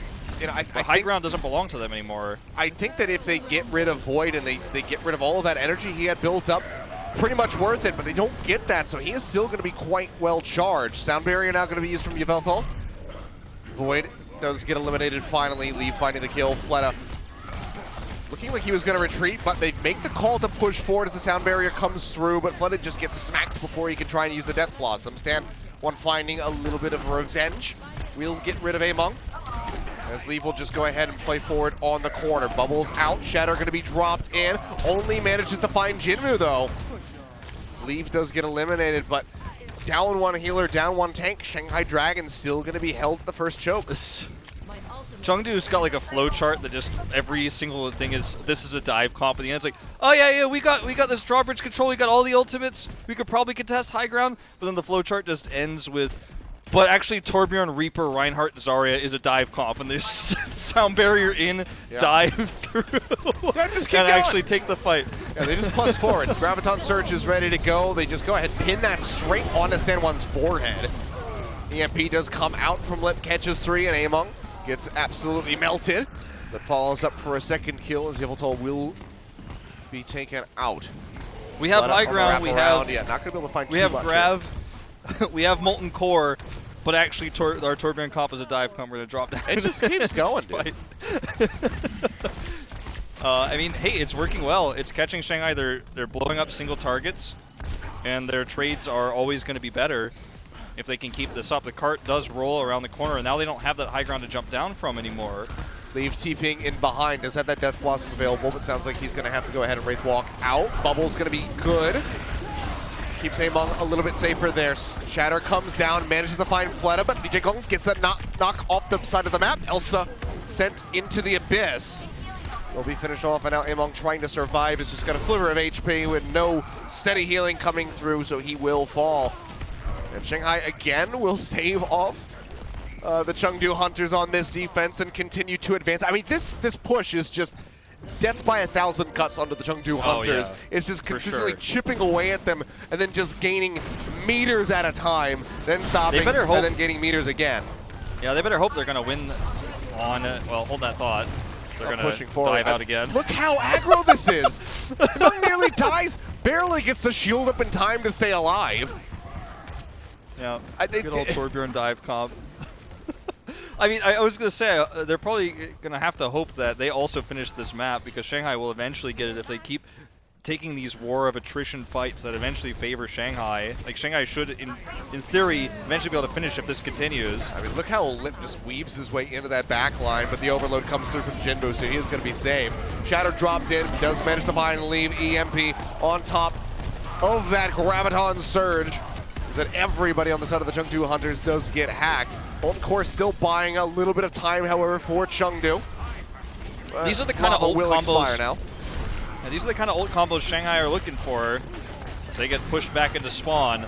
These are the kind of fights that Shanghai is trying to take, where they're saying, okay, you aggressed in, you looked for that fight, you barely beat us, but you used a lot of ults, you barely beat us, but you lost your Zarya charge, etc., etc.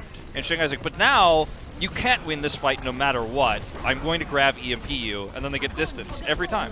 Oh, here comes the grab. The sound barrier ready to go from Lee Jae Gon, and San Juan managed to get the fire strike out onto Among, eliminating him and clearing up the cart. All just a little bit too late there, so we'll be able to push through to the end of Eichenwald with 1 minute and 38 seconds left in the time bank. That was pretty interesting to watch from Chengdu. I mean, I thought it was fun to see how surprisingly successful they were at winning team fights with their very haphazard engages with sound barrier attempts to engage, the speed boost coming through, the drop down from high ground fights that always Shanghai in theory should have had the advantage in, but the target selection was good from Chengdu. They picked off single targets or sometimes 2 targets in the beginning of the fight, but they had to use a lot of ultimates to fight like that. You saw in that last fight, the grab comes through, you see the sound barrier response from Lee Jae Gon. 1 grab versus 1 sound barrier, that's, it's going to favor the Dragons. They've already had positional advantage. In the previous fight, we saw Yveltal's sound barrier. They had the Graviton Surge and the EMP. They had the setup there to follow through, to have an ult combo, to have that synergy their comp was built around. Whereas Chengdu's like, well, this Torbjorn comp, we're kind of sitting back. It's a little bit boring to sit and wait. Let's not do that. That's the mindset. You could feel it. Even if you go back to Volskaya, you could feel how uncomfortable they seem in these types of compositions, even though they've made it work. So, the evolution, I don't know if it's there yet, but they're trying. Well, you can at least give them that. They're trying. Looking for that grapple shot. Yeah, not going to find anything. Lip, however, he's just right up in the spawn. He'll be able to hop out, get the hack there onto that mini pack. Jinmu and Yveltal have made their way around the backside of the point. We'll see if Jinmu can deliver another stunning performance here on the far now on Eichenwald. Will be grounded, trying to survive. Gets a nice push back there, but chase forward is out from Void. They will be able to get rid of that Pharmacy duo. Yeah, this was kind of a chaotic exchange because of what Lip accomplished earlier. They had to, swap Leave, obviously, onto the Sombra. So it was kind of a wonky start for Chengdu. They didn't get the normal Pharah blow you away sort of start that they had, obviously, on previous maps, Volskaya coming to mind. We'll see if this next fight on even footing actually goes better for them, because they do have that compositional advantage with no real answer. And yes, people will always say D.Va's the best answer to Pharah, but good luck against Jinmu here, alone as D.Va. He's just going to get so much value.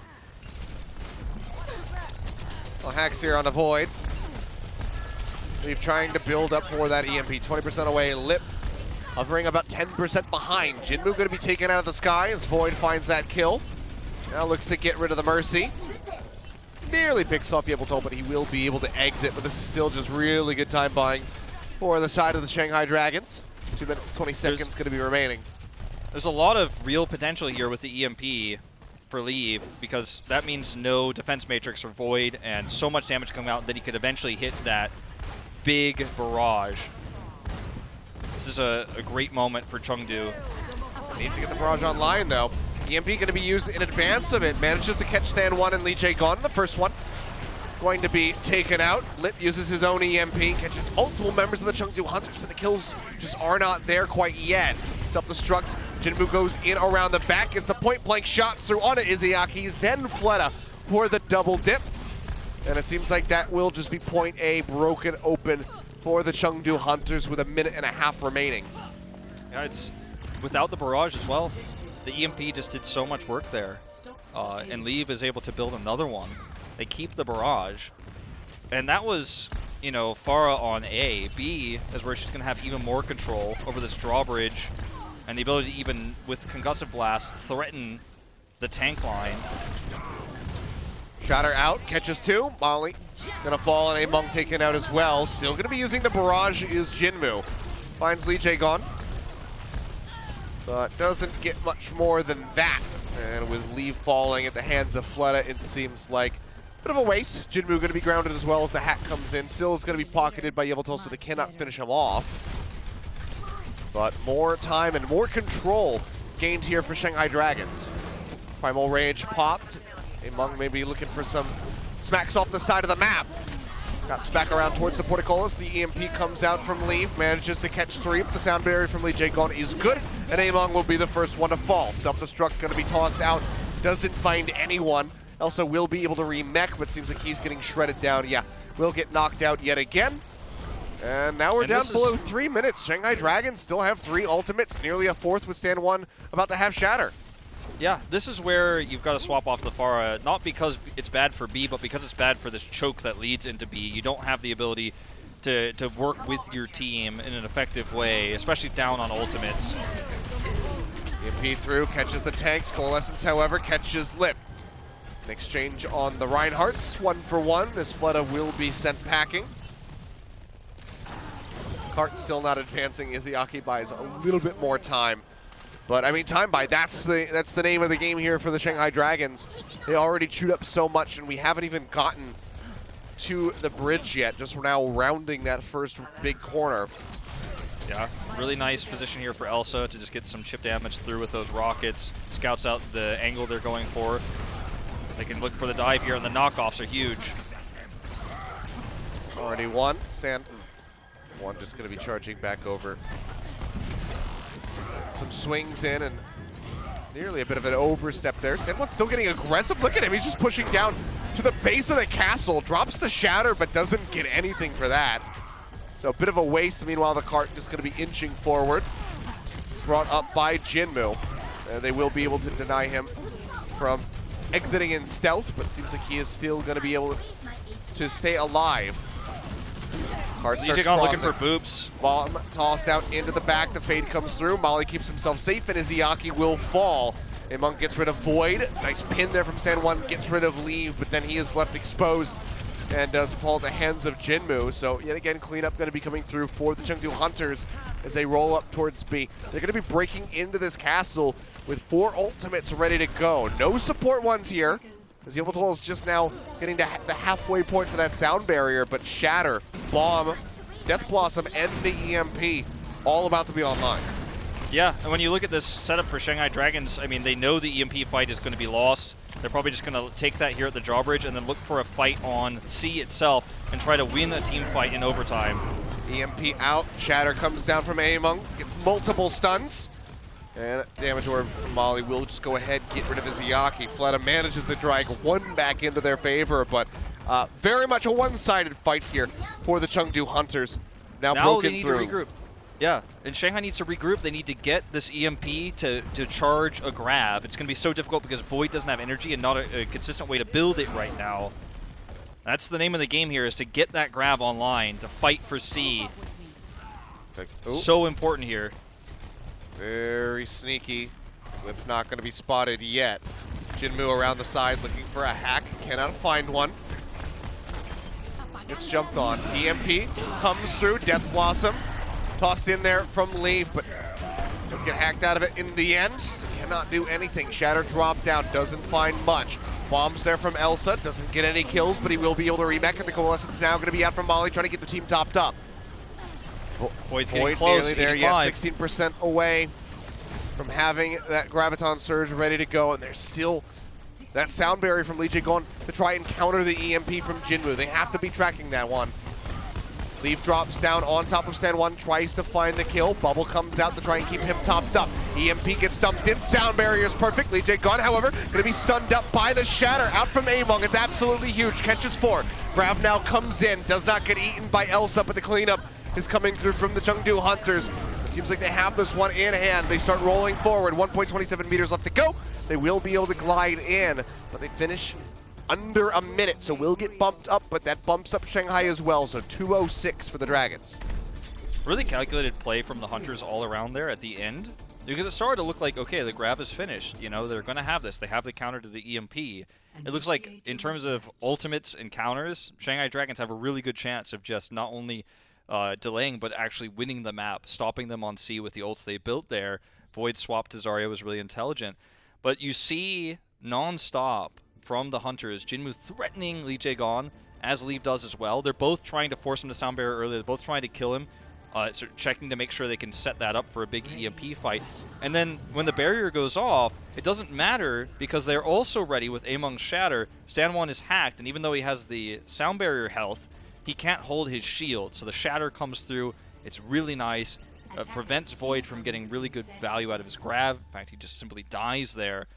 And they were ready for all those eventualities. They were threatening Lee Jae-gon. They were pushing him back. They were setting up for the Shatter. Really nice stuff from the Hunters there in the last moments of that fight. And sure, they're still behind 1 minute and 6 seconds, but they've got a really good chance of bringing us to a 5th map here if they can have a strong first attack. That's exactly what they need. Only a minute as we are into the overtime rounds. No scouting, no Widow one-shots coming through. Just straight up push forward with the Sombra. Manages to make it around the Rhine shield, still has not been spotted. Looks for the hack. Does get denied by the shield, and Lip will get rid of Elsa. So already significant time bought off the clock here for the Shanghai Dragons as Lip takes to that high ground and continues to farm up, has that 10% lead over Jinmu at the moment. Yeah, it looks like they're just trying to fight. Yeah, they're trying to fight for a grab EMP, Chengdu is, but I think that alone just stops it from happening. They're not going to have that now. 17 seconds left to go. The pin coming through. They try to get rid of Stand 1. They do manage to find the kill. Leaf gets that one, but Lip answers back. It's Jinmu. Shatter comes down. Lee Jae-gon hits the ground. They get the kill, but they still need to make their way over onto the point. Will manage to tag in as Lip just goes back to try to finish off Among. Chengdu Hunters completely segregated away from each other, cut in half. The tank's now going to be dead. The EMP comes through, finds Leave. He can't make it into the Wraith form. Yveltal as well going to be hacked out. The hack will expire, but the damage is done. They're off the point. Lee Jae-gon gets the kill, and that will be the hold here. Yeah, I mean, the idea, I think, with the Zarya there, when you only have 1 minute left, you can build a grab that quickly if you really snowball it, like if you really win the fight. That's why we saw people still run Goats, obviously in the Goats meta last year with the Zarya compositions with 1 minute left, because if you do get that high energy, I mean, we've seen Sinatra do it a million times, you can build a quick grab, or you can do devastating damage. You have the EMP grab, and you're looking at a 1 minute and 6 time deficit versus the Shanghai Dragons, but if you get you have a solid defense of your own, you have a really fighting chance to steal the map away. It's a very risky composition. They ended up losing the first team fight very quickly, and so Elsa had to respawn. He had 0 energy, and it just became a losing battle from there. You kind of get one really good shot at it, and that's it. So they get 61.7%, so there's hope, but it wasn't what they wanted. Certainly not, but still very much winnable here for Chengdu. 2 minutes and 6 seconds, what they need to defend, 61.7% picked up on point A. So it can be done. Can be. They're going to stick with the Zarya here on defense. And Shanghai's going to match it. They have more time, so they have more flexibility. If the first push fails like Chengdu's does, they still have more time for another push for the grab and for that high energy we were talking about. Looking for that cheeky fire strike was Among, but didn't get much done with it. Void nearly picked off. Instead, it's just going to be building up energy. One tick grabbed for free by Lip in the back line. Hunters, you cannot let that happen. when the series is on the line. If this attack comes through rather, then that is just the game. That is Shanghai Dragons walking away with a win. You cannot ignore things like that. Elsa manages to find Lee Jae-gun, stand one with the pin, gets rid of Leave, but it will be a trade on the Reapers as Jinmu is there and is going toe-to-toe with Lip, but answered back. Stand one with the Fire Strike, manages to find Molly. So now a support down are the Chengdu Hunters as well as their main tank. Elsa getting beaten and battered, has the grab, tosses that one in. The bubbles coming out from Void, the shield is raised. Elsa finished off, and that is it. Shanghai Dragons will be able to push through. They persevere, and they take the series in the end. Yeah, very impressive stuff from Void there in that last fight. He didn't get the grab. In fact, he had way less ult charge overall, but he had higher energy. He put up a bigger threat than Elsa did, because Elsa was just looking for ult charge, right? Whereas Void was playing carefully. He was having really efficient bubbles, and he was 100 energy, doing massive damage, or threatening that massive damage, right? Because if he did the massive damage, he would have had the grab. I think that difference in playstyle really shows you how Zarya is not about the grab always. You see it the last moments there. Elsa's like, I got the grab, and he drops the grab in, but it just doesn't matter because the rest of the team has fallen apart while he was kind of solo playing Zarya versus Void's very team play oriented Zarya that we saw at the end. And I feel like that's kind of how you could break these two teams down, right? A Korean team, Shanghai Dragons, right? Korean roster that plays around ults, plays around the ult economy and really good ult combos. And then Chengdu, the Chinese team that plays very Chinese, very aggressively, and plays very individually. And I mean, that's what we've seen from Chengdu all of last year. We're seeing it this year. They're showing signs of changing up a little bit. They're running the Torbjorn comps. The Torbjorn Soldier on Volskaya was really cool to see. The execution was good. But I wonder how far Chengdu can go without really fine-tuning that teamwork. I mean, they had a pretty decent run in their inaugural season, just last year. But time will tell. We'll have to, keep an eye on the evolution of this squad and see how the roster is going to be looking the next time that we do see them play, because they have been showing a bit of interchangeability as far as these players go. But for our player of the match on the side of the Shanghai Dragons, it's going to be Lip picking up that wonderful honor. Had a overall pretty stellar series. I think you could kind of say for everybody on the side of the Shanghai Dragons, there was really high highs and then also some pretty scrappy lows to be seen for everybody on the team. But when it came down to those highs, Lip was very much head and shoulders above everybody else. Yeah, I think his best map was Busan as well. I know it feels like forever ago because it was our first map, but he looked really good on Busan. There were some moments where he didn't swap heroes, and that cost them big against Shinmu's Pharah. But overall, when he was playing the meta comp, he was really setting up big kills, playing around the team very well, getting the right hack targets, hitting the right EMPs. Yeah. So overall, good. Again, a good showing here from Lip and from the Shanghai Dragons, but still some fine-tuning to be done if they are, in fact, going to turn into that championship team that you are alluding to from time to time. So still work to be done, but the mechanics are there. They have the parts. They just need to assemble the machine, and then perhaps they can take away that championship for the first time. But guys, we're not done. That's just match number one, rather. We still have one more series. It's going to be a battle of the shows. Guangzhou Charge going up against the Hangzhou Spark. So make sure you guys stay tuned, because that's coming at you in just a few. Coca-Cola is the official refreshment of the Overwatch League.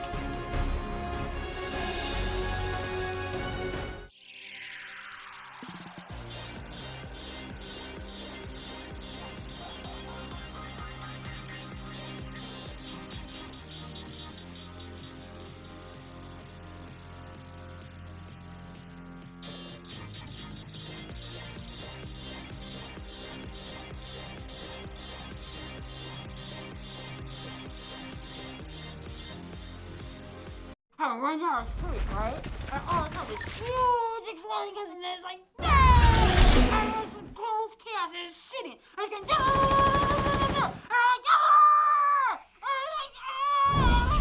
Download now.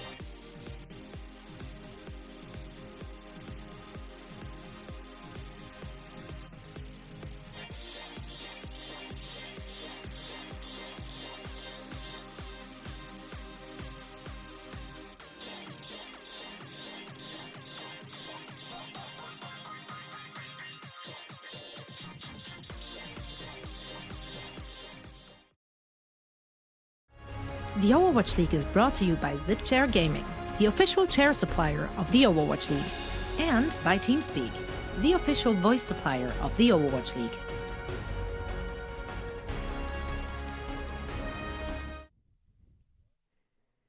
And welcome back. It's time for our second series of the evening. This is going to be, as I said, the Battle of the Zhous. Guangzhou Charge versus the Hangzhou Spark coming up.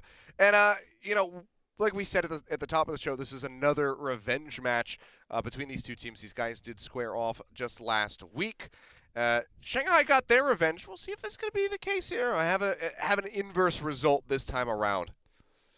Yeah, I'm excited to see how this all pans out. Hangzhou last year had a really, really good year. And this year, the start has been a little bit rocky, I feel like. Actually, not that unlike last year. Even though we've actually gotten almost to the halfway point of the Overwatch League season, for these Chinese teams, they're all kind of round-robbing each other in the Asia region. The season has kind of just started, right? So we'll see how they kind of bounce back as we move forward. All right, well, let's go ahead and continue to move forward. As you said, we'll take a look at the Guangzhou starting roster and see what they have prepared for us here today. Yep, for the Guangzhou Charge today, they're starting Eileen again with Nero. So a lot more Sombra potential there. Rio and Krong on the tank line, and Neptuno and Shu bringing up the support. So, not different from what we saw in their last match, and not surprising given that Sombra is so potent right now. And I'm excited to see how this lineup clashes with the more defensive Hangzhou Spark. But I really like Guangzhou's chances here, especially because it's an Eileen meta. He could play the Sombra, he could play the Doomfist when it's required. It's a really solid meta with the hero pool for this week for the Guangzhou Charge. Well, on the other side, as far as the roster is concerned, we have one face that's popping up more and more for the Hangzhou Spark. We'll take a look at the starting six, but that guy that I'm talking about is going to be Sashin. Yeah, Sashin once again on the flex tank role over Rhea. So, we saw him play it in their last match yesterday, and then obviously last week at the very end he came in. So I think it's safe to say that he's kind of the main flex tank player over Rhea right now. And I think that's in part due to how much Hangzhou is running Sigma right now. And I think Sashin has got a better track record than Mr. Rhea, who's definitely had some questionable gravitic fluxes in the past and plays a very flank-oriented style, which doesn't work well for Sigma because he doesn't have an escape like D.Va does. So I think playing a more passive style when you are running that hero is super important. But he's also playing D.Va, so it's hard to say why exactly he's in, but it's working out for the Spark. At least they feel like it's the better choice at the moment. Well, we'll see if they, will end up subbing him out. Maybe this is just going to be a bit of a map play for him at the start. Back in the day, thinking back to, Apex, when Sachin had made his debut, he was always kind of just a set player, would come in for one map right at the start, depending on what the control map was going to be. If it was Lijiang Tower, he would come out, play Pharah, and then immediately get subbed right back out. It took a very long time for us to actually see him get regularly fielded by any of the teams that he has been on historically. But we'll see if he gets a little bit more staying power. He's definitely been cropping up a lot more as of late, so it's good to see that he is getting comfortable and working well with this team on, a relatively new role for him being in that off-tank position. So we'll see if that's going to be enough for them to get that revenge. When these guys played against each other last week, it was a 5-game series, so could go the distance. I mean, you never know. Maybe we'll get the inverse. Maybe this one is going to be the 3-0 set since we had the 3-1 in our first one. But you can never really tell. I mean, it's impossible to be a betting man when it comes down to these Chinese teams. The Chinese teams, you never know. Taking a look at our maps, though, for this series, we are starting off on Oasis. And we'll head into Volskaya, Rialto, and, if needed, Eichenwald and the Paul. We'll get to the tiebreaker maps, the later maps until we get closer to that. But it's a pretty good set of maps here. A lot of variety we are seeing with Oasis coming through. Yeah. So should be an interesting one.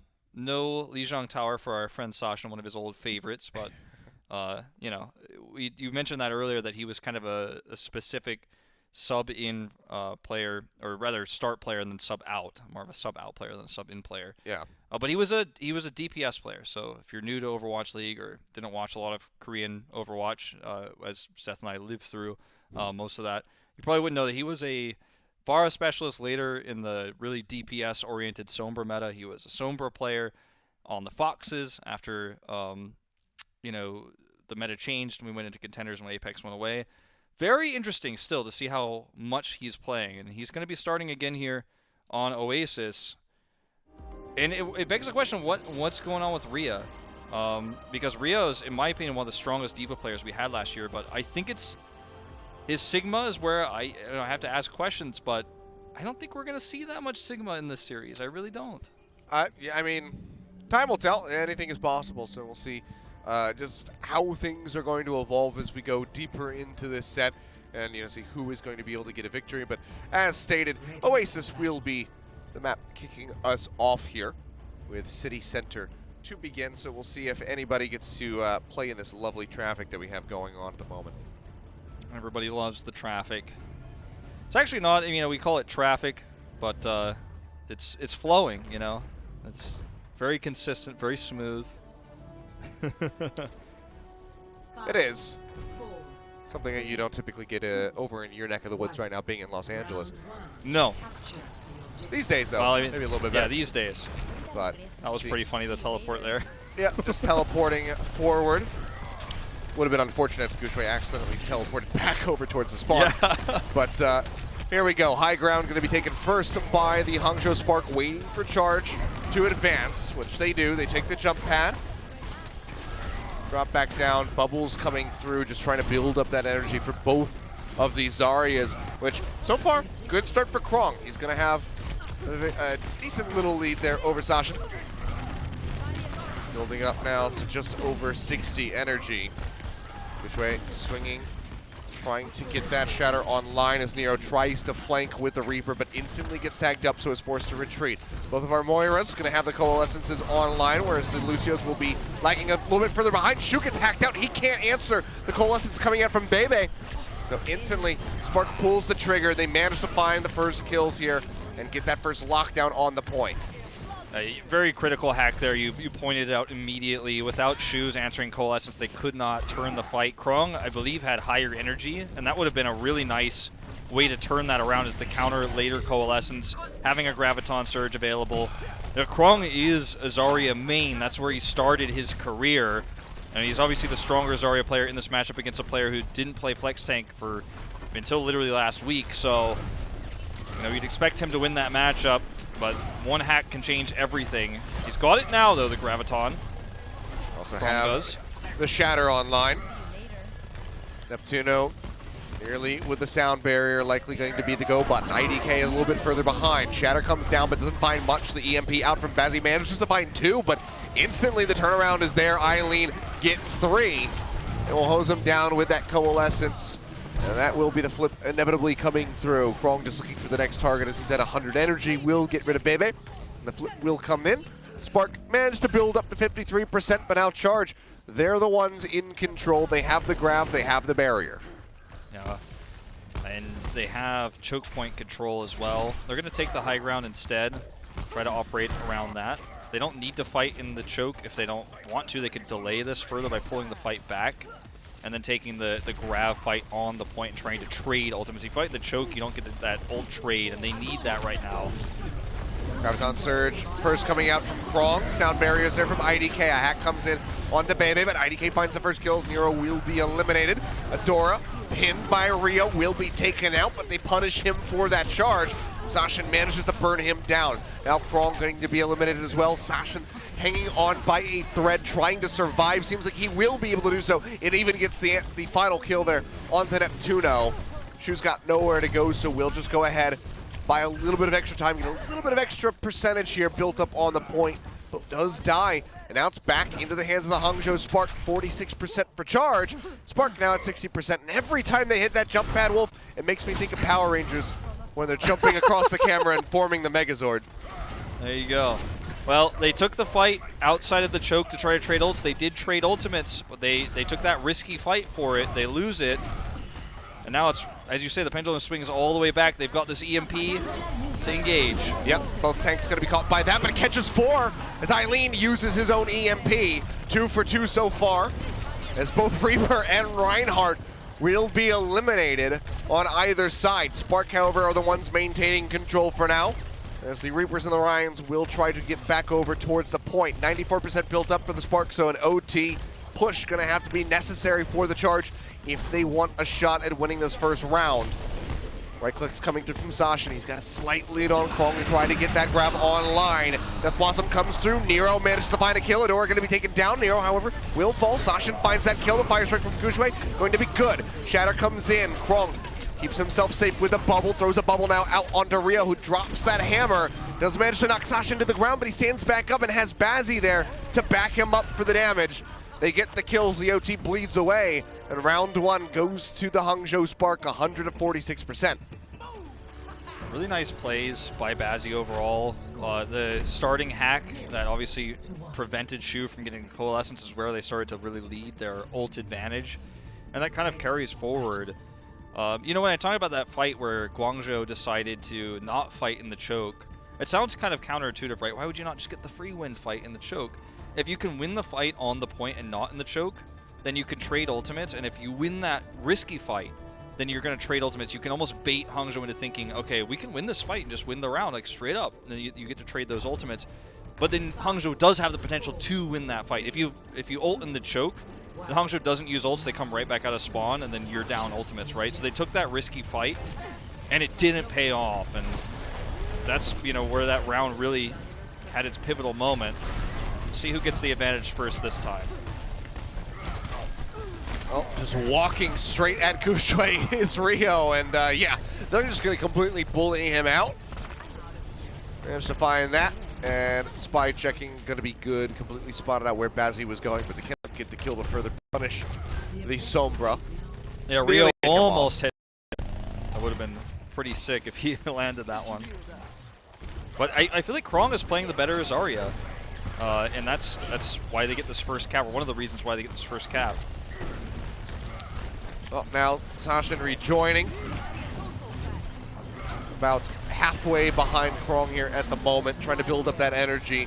Gets to 45. Coalescence is out. Rio, oh boy, drops the hammer, but instantly gets dropped on.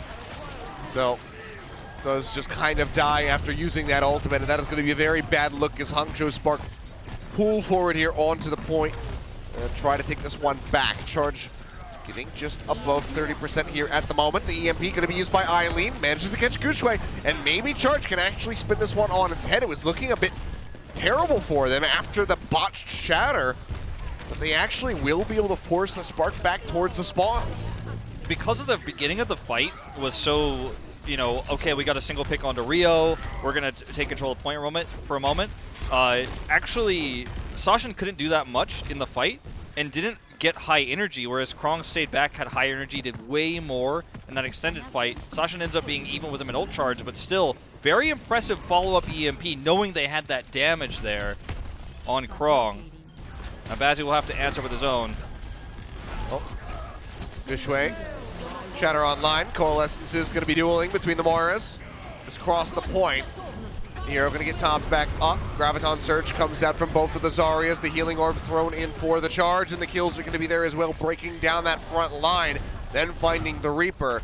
A plethora of ultimates available for the Hangzhou Spark, but they have to be able to get to the point to use them. We're already at 90%. Guangzhou Charge looking for that 100-0.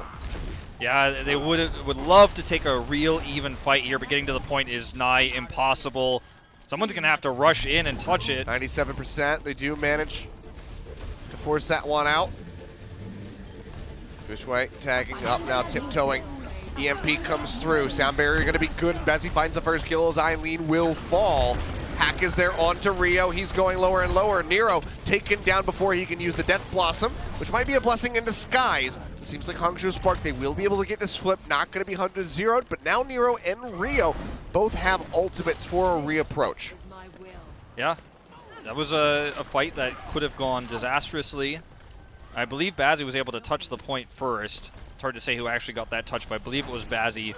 He barely got it in, and then they set for a really nice fight behind him. We're going to have Coalescence here. to trade with Shu when he comes in for the approach. There's no EMP for Eileen, and Hangzhou has a real fighting chance of bringing this back. Rio.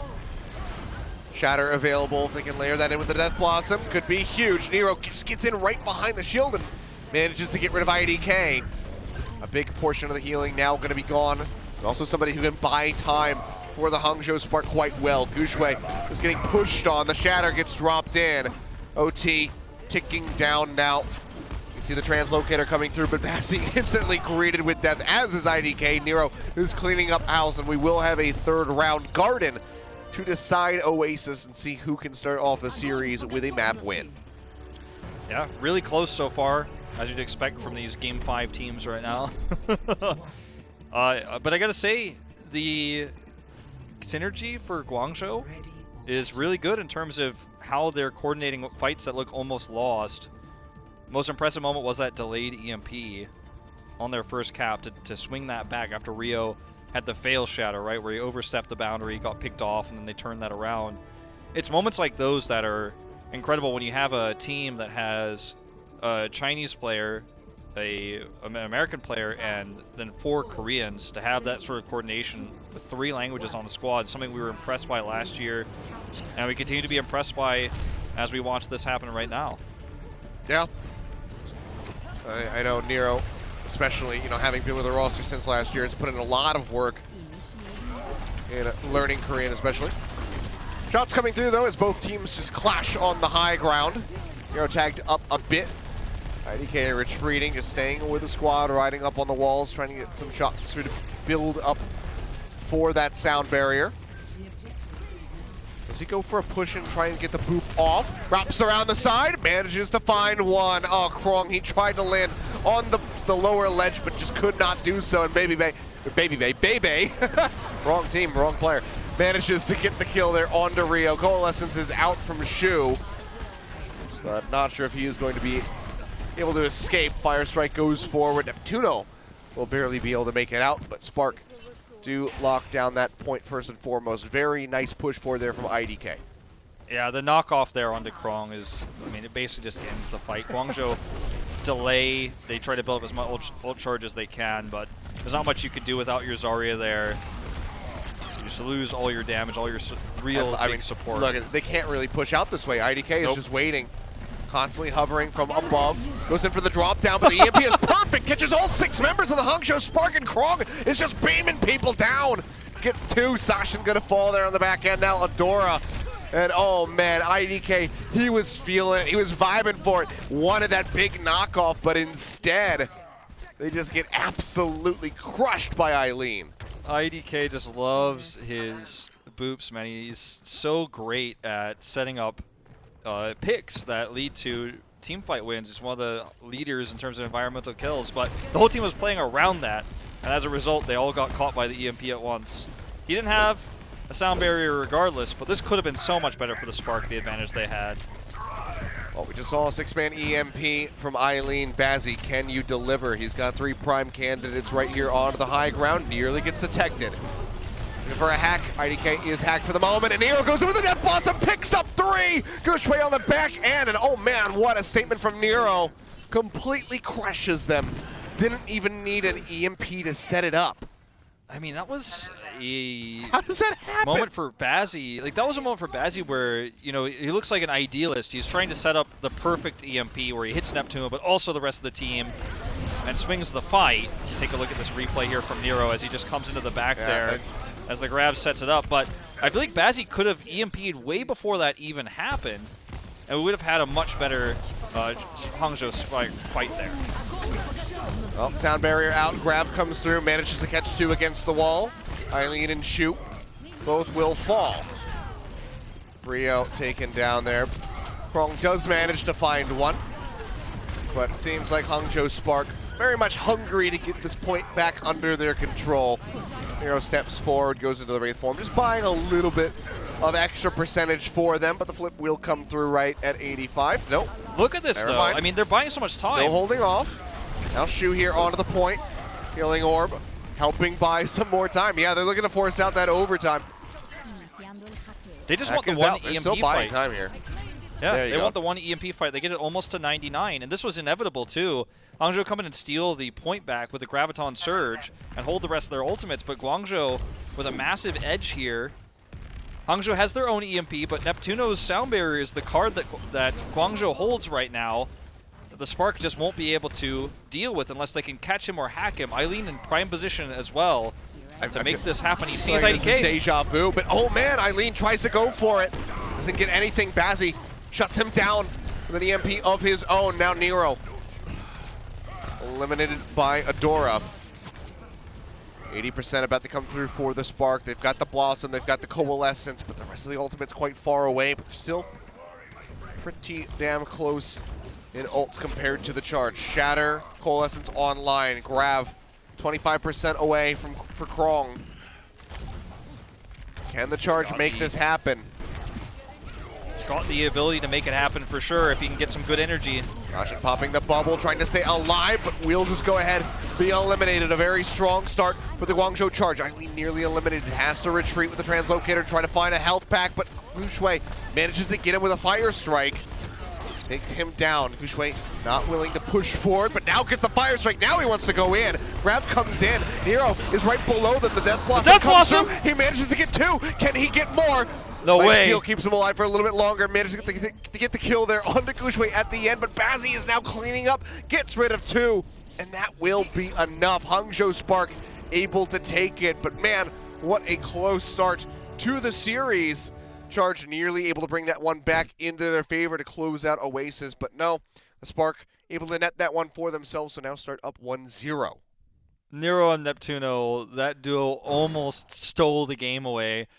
Nero coming in with a massive, massive Blossom, and then it survives so long. Neptuno is on the point at like 20-ish health, and he's buying time too, and you could see the rush back. Eileen is trying to translocate forward as fast as he can to get back onto the point. Almost, but not good enough. This is another one of those series between these two that could go to 5, and they're going to play against each other a lot in this division, so yeah, we might be seeing a lot of these close games, but I'm loving it so far. Yeah, I mean, great start to the series, so hopefully it just continues to deliver on this level and, be on a knife's edge throughout the entire thing. I'm very much on board for that, so we'll see if that's what we get when we come back from the break, guys. Map number 2 coming your way in just a bit. The Overwatch League is brought to you by T-Mobile. Rank up with America's first and only nationwide 5G network. And by State Farm. For auto, home, or renters insurance, like a good neighbor, State Farm is there.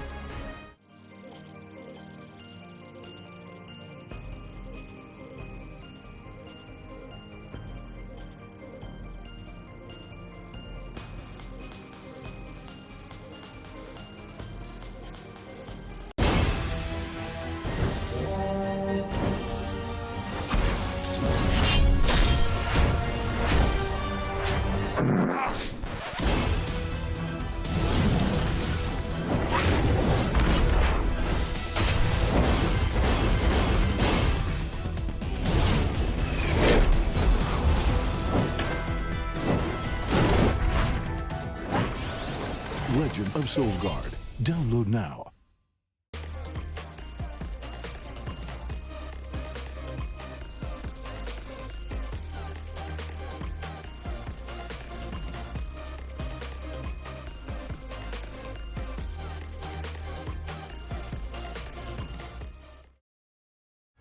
The Overwatch League is brought to you by Cheez-It Grooves. Deep flavor, deep crunch. It's a mind crunch. And welcome back. We are just one map into our final series of the evening. Extremely close is the best way to describe it, I feel. But barely edging out a victory were the Hangzhou Spark there on Oasis. But this one seems to be on a knife's edge, and hopefully that's going to continue through for the rest of this set. The last time these guys squared off last week, like you mentioned just before the break, Wolf, it was a 5-map series. And it seems like we might be on a similar path now. I mean, very, very back and forth. That's how Control goes a lot of the time with two close teams. But as we head into our other map types, I think that's where we're gonna really find out, just how close this is gonna get. So I'm hoping for another Game 5, maybe even Game 7. Yeah. If we can push all the way there, keep everybody up all night. Some people, you know, waking up early in the morning to watch this, depending on where you are in the world. We're all connected by the internet. Yep, as it turns out. But, all right, as the audio cue comes in, Volskaya Industries will be our second map. Again, we had that in the first series, and we had some, you know, very interesting plays. Jinwoo, of course, on the Pharah was absolutely huge. Nero is another excellent Pharah player, so perhaps he'll be piloting that pick here in this map. We'll find out. We'll find out. See what these guys want to piece together for us. I feel like, you know, when we were talking about Sasha at the beginning of the series, we were so focused on Diva and Sigma, and talking about, obviously, like, his previous history, and stuff like that, but we didn't really talk about his Zarya that much. And even though Krong has outclassed him, I think, in a lot of ways in terms of ult build charge, his energy levels, he's keeping up decently well. And you would expect that a lot of the time when you have a mismatch, especially in control, for example, that things would go really badly for him and really badly for Spark, but not so much, and that's impressive. Remember, this is a player who's really playing his first few games of Zarya professionally right now, and to keep pace with Krong is really no simple feat. Yeah, very big boon for the Spark. You can see Eileen just up top, poking out, trying to farm as best as he can. Bazzi nearly getting out-traded, but has that healing coming through. Eileen has to retreat, of course, to get topped back up. Rio pushing forward aggressively. Getting that bubble out, gets a couple swings in, does build up the 36%. It's going to be a wrap around the right-hand side here for the Hangzhou Spark, but Eileen, in the meantime, found the hack onto Bazzi and does manage to take him down and take a lead in that EMP charge game. 50% for him. Pushing up now. Up top and behind the Hangzhou Spark. They just route themselves down onto the point, but they cannot stick around to try and get that first tick. Get decently close. Poke damage continues to fly. Yep, they're gonna get pushed back here. Fire strike. As I say that. Gets rid of Eileen. That's absolutely huge. No way to bring him back into the fight. Coalescence going to be through from both of our Moiras. The kite back coming in from Gushui. His backpedaling does manage to stay safe, but the same cannot be said for Krong. He does get finished off by Sasha, who's got a massive amount of energy built up here at the moment, and still has that projected bubble that he can use. Tosses it forward there onto Gushui. The point will just getting capped. Guangzhou Charge. They have to hightail it. They have to get the hell out of there. Yep, Rio just barely escapes with his life. He and Gushui tied in ult charge right now. Sashin doing way more damage, though, as the attacking Zarya. A grab is set here. Neptuno should have the sound barrier before that happens, but he's going to have to deal with both the EMP and the grab. And as the defenders, you have to kind of be a little bit grouped up. So this is a really tough spot for the Guangzhou Charge. This could be a double cap here when the approach comes through. And they haven't spotted Bazzi yet. So this is actually really terrifying for Guangzhou as they desperately try to spy check him. Main thing is going to be Neptuno with this sound barrier. See how well he can play around things like the EMP, but actually Trigger pulled first by Eileen and manages to catch out 4, and Gushui just evaporates instantly. There will be the push I actually forward really now. like how Hangzhou handled that, though, because the one thing that Guangzhou had to prevent the EMP into grab was their own EMP, which they could hit then onto Sasha to prevent the follow-up. Bazzi doesn't EMP. They kind of fake the push, and now Guangzhou's had to use one of their big tools here. They still don't have their grab. They're about to have it, but they had to use that EMP. So ult advantage to Hangzhou for the second push, and this one's the real one. This one's the lethal one. I mean, Big Six getting ready to come in for the Spark. Coalescence to start. Matched by Shu. Sound barrier going to be held by Neptuno, likely waiting for Bazzi, who they just now spot out. He's going to be hacked, however. Graviton Surge is coming through from both of these teams. Shatter going to be dropped in. Manages to stun up Nero, but it will get the kill as Gushui charges forward. One tick going to be grabbed. Adora with the Death Blossom takes down 2. And like you said, the fatal one here, they push forward. They nearly get the cap, 96.5%. Neptuno going to be dead on arrival. Krong taken down by the Fire Strike. And 353 is an extremely strong take on point B of Volskaya. The Spark just charging straight through there.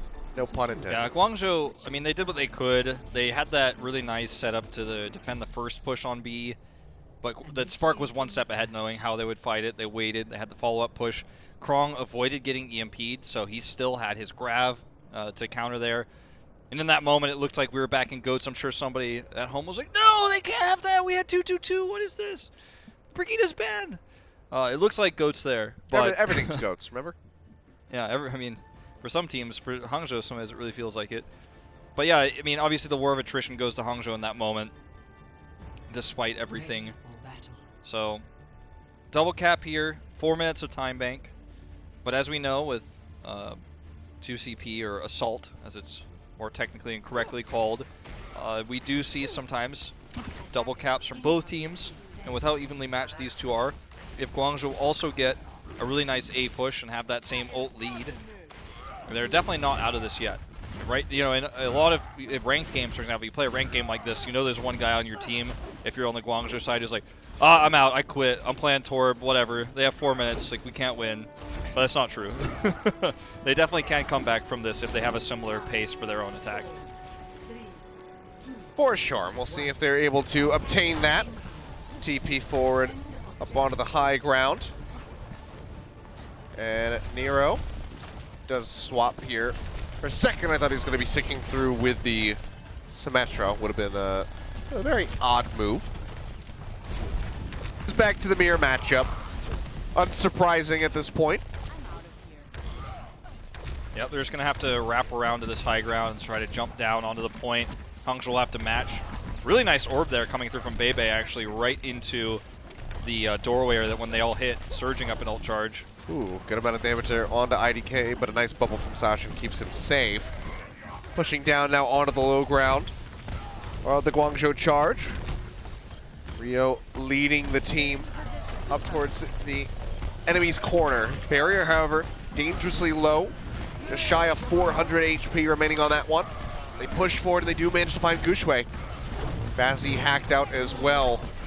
So seems like Guangzhou Charge should be able to get just as strong of a first push coming through here onto point A. They're still playing this one out rather slowly though, which does give enough time for Gushue to get ready and rejoin in with the rest of the squad. Krong does manage to burn down Sashin quite low, doesn't finish him off, but Eileen gets the better of Bazzi, and the cap will be there. So 5.5 minutes for the Charge. Yeah, and even with the changes to respawns on assault maps, like if Sashin had tried to challenge there, he would have, first of all, lost his high energy that he has. Even though he has a grab, he wouldn't have been able to turn it on his own. So he steps back, and they could have been double capped even faster. Eileen pushing forward, EMP comes through, Bazzi responds, and he finds a bigger EMP. Catches 5 members on the side of the Guangzhou Charge, but the kills are still going to be there. For Charge, IDK and Gushue both going to be picked off. Sashin using that Graviton Surge, now going to be locked up in Krong's. Does get taken down as he's completely isolated. Can they finish it out here? 99.8%. The sound barrier comes through from Neptuno. Adora tries to use the Death Blossom, but gets hacked out of it immediately and finished off by Krong. Nero hacked, has a Death Blossom of his own, but doesn't need to use it. They will be able to finish that one off. 2:57 to 2 minutes. Yep. Our new New time system bank coming into effect. Yep, new system. This might be one of the first times we see this, actually. Don't quote me on that, but I think we had it earlier today, if not yesterday's Asia Games. yeah, I think there was one yesterday. There was definitely a moment because I think it might have been last night because I was a little bit groggy because it was early in the morning, but and then I saw that the time has changed and I was like, wait, what? Oh, wait, never mind. That's what had happened. Yeah, that's the thing about all the Overwatch and all the time zones. It's like all the casters have to watch all of it, and when you're casting the second day like this at Asia time, you don't have time to watch VODs. You got to watch it all live, and there's a lot of Overwatch, so sometimes it does all bleed together. But regardless, yeah, this is the new time bank in effect where the weaker team gets pulled down to 2 in terms of both teams having a high time bank to prevent those 4 CP, 6 CP chat spam moments. But as I mentioned right before we even went into the Guangzhou attack, it's like, well, it's a 4-minute time bank, but anything can happen, especially with comps like these goats-esque, remember the Somber goats? This is pretty similar to that, right? And as a result, sometimes these crazy snowballs do happen, despite all the changes we've had in the game to Assault. They can't prevent all the snowballs. Yeah, but still much less oppressive as far as the time banks are concerned. Sure. So, starting with 2 minutes. Spark pushing forward here to the choke. Not willing to try anything risky, which is unsurprising here. Now is not the time to try to go for the random Pharah attack. Bubbles coming through. Sashin building up quite nicely, but Krong taking the lead in the Graviton Surge Charge. And this is a very dangerous spot to be in. The pin comes through. Gushue does manage to find Rio, but there's just too many members of the Charge there. They cut him down instantly as the charge gets completed. And that is just going to be a couple extra cleanup kills on the back end. Now down to a minute. Hey, and our first successful defense. It's really nice here for Guangzhou, though. They're going to have the EMP for the choke. And because of the fast build on that, IDK is obviously not even halfway to the countering sound barrier he's going to need. This is a really awful place to be if you're a Spark fan. Yeah, now just have to try and rely on, Bebe dodging out and hoping that the Coalescence is going to be enough to keep them alive through the EMP. And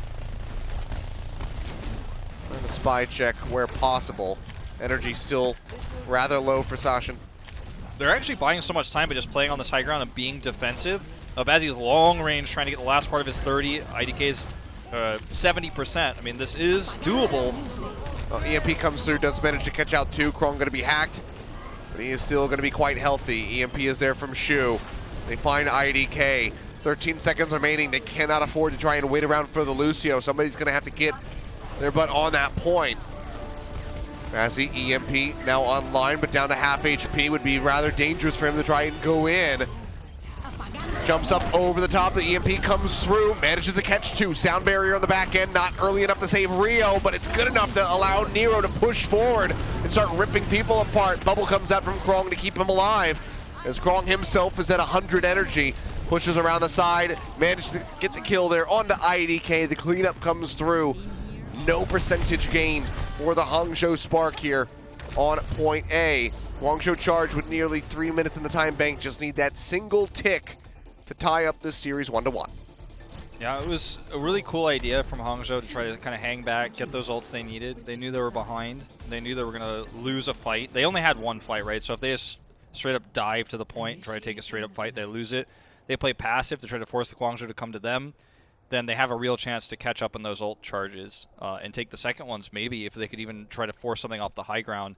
But Guangzhou realized what was happening, were aggressive themselves, had that ult advantage, and everything fell apart. So it was winnable, it was doable for sure for Hangzhou with what they were doing if Guangzhou didn't respond correctly or if they got a really nice pick.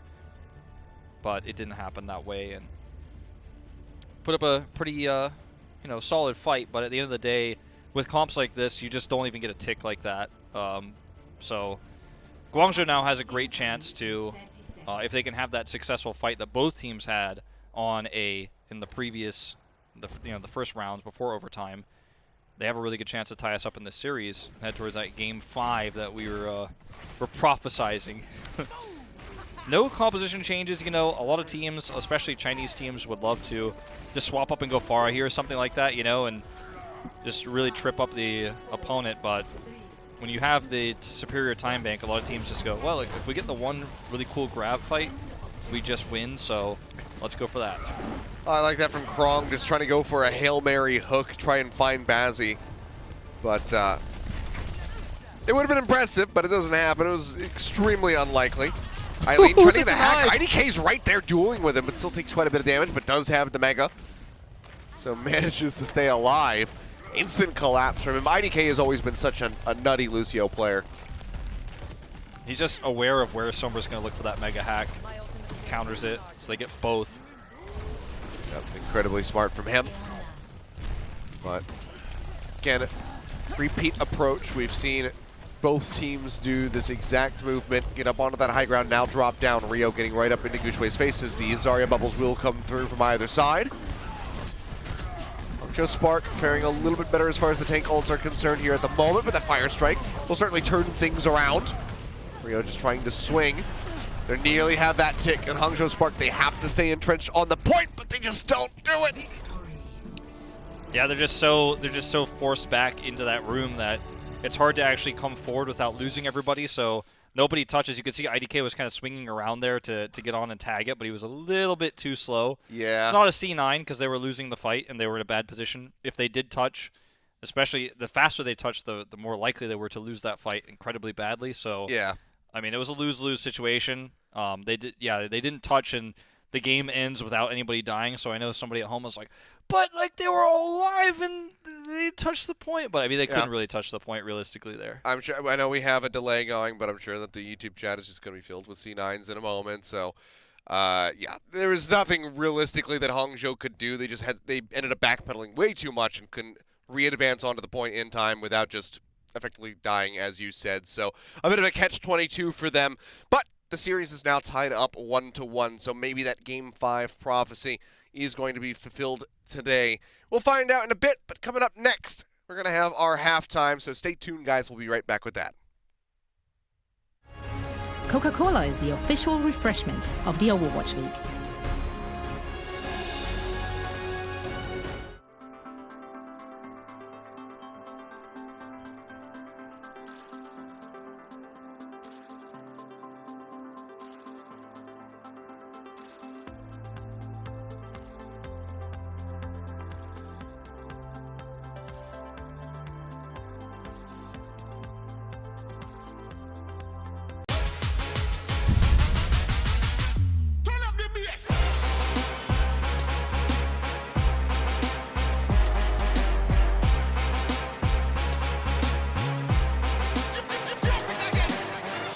I run down the street, right?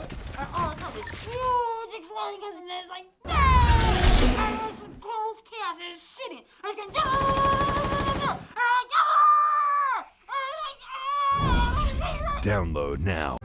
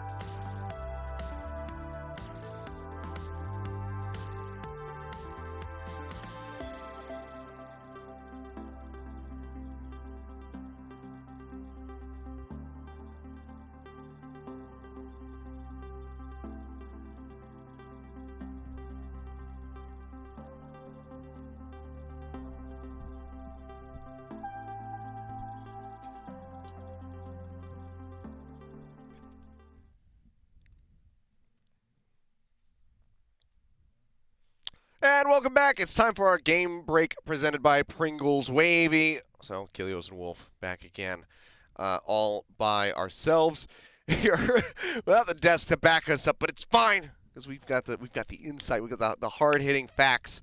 And the first one is that that wasn't a C9, guys. Yeah, that's not a C9. That's so a C9. Like let's just. Is this our crunch time? Is no, explaining? well, you know what? Actually, this is my crunch time break. All right. Presented by Pringles Wavy. C9, by the way, comes from a team called Cloud9, which comes from an era where they played in Apex, which I'm sure you've all heard of. If you haven't, do your research. But you've never watched our casts before then. There was a lot of winning a team fight, like completely winning a team fight, and then either stepping off of the control point or stepping off of the cart, the payload, after a one team fight. I'm talking like there's one or two dudes left on the other side, complete wipe, and they just don't go and tag the point.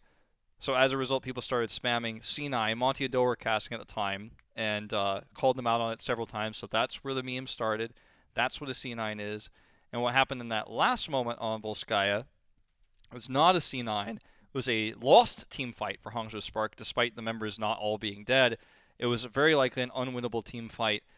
And yes, ideally, IDK was trying to tag on the point, but they wanted to tag at the last second where they had the best opportunity to win that team fight in such a way that would give them, like, if they wait, they get to fight in that choke in the room that's there. I don't know if there's an actual call out for that room. Garage. The room that's there, not the bunker. The garage. If they take the fight in the garage, they have a better chance of taking an even fight, then touching the point, then delaying. If they just rush to the point immediately, all of them, then they just get crushed and lose it no matter what. So that's why they delayed. That's why that happened. And that's why it's not a C9. Yeah, like I said, catch 22. There was nothing realistically that they could do to try to get back onto the point, so effectively a loss for them, and therefore not a Cloud9. I felt like you needed to change into your Professor Wolf outfit and have your, your little pointing stick or whatever. Work in the background and having some kind of display, but unfortunately, I don't think you have that outfit with you. But No, there you not have at the it. time. That's our crunch time. That's our game break here, presented by Pringles Wavy. We'll be back with the rest of this series. It's tied up 1-1 at the moment. I'm feeling the game 5. I hope you guys are as well. Actually, let's go the distance. If we can go further than 5, let's just do that today. Because why the hell not? Why But not? we'll be back with map number 3 in just a bit, so we'll see you then. The Overwatch League is brought to you by Pringles Wavy. Big crunch, big flavor.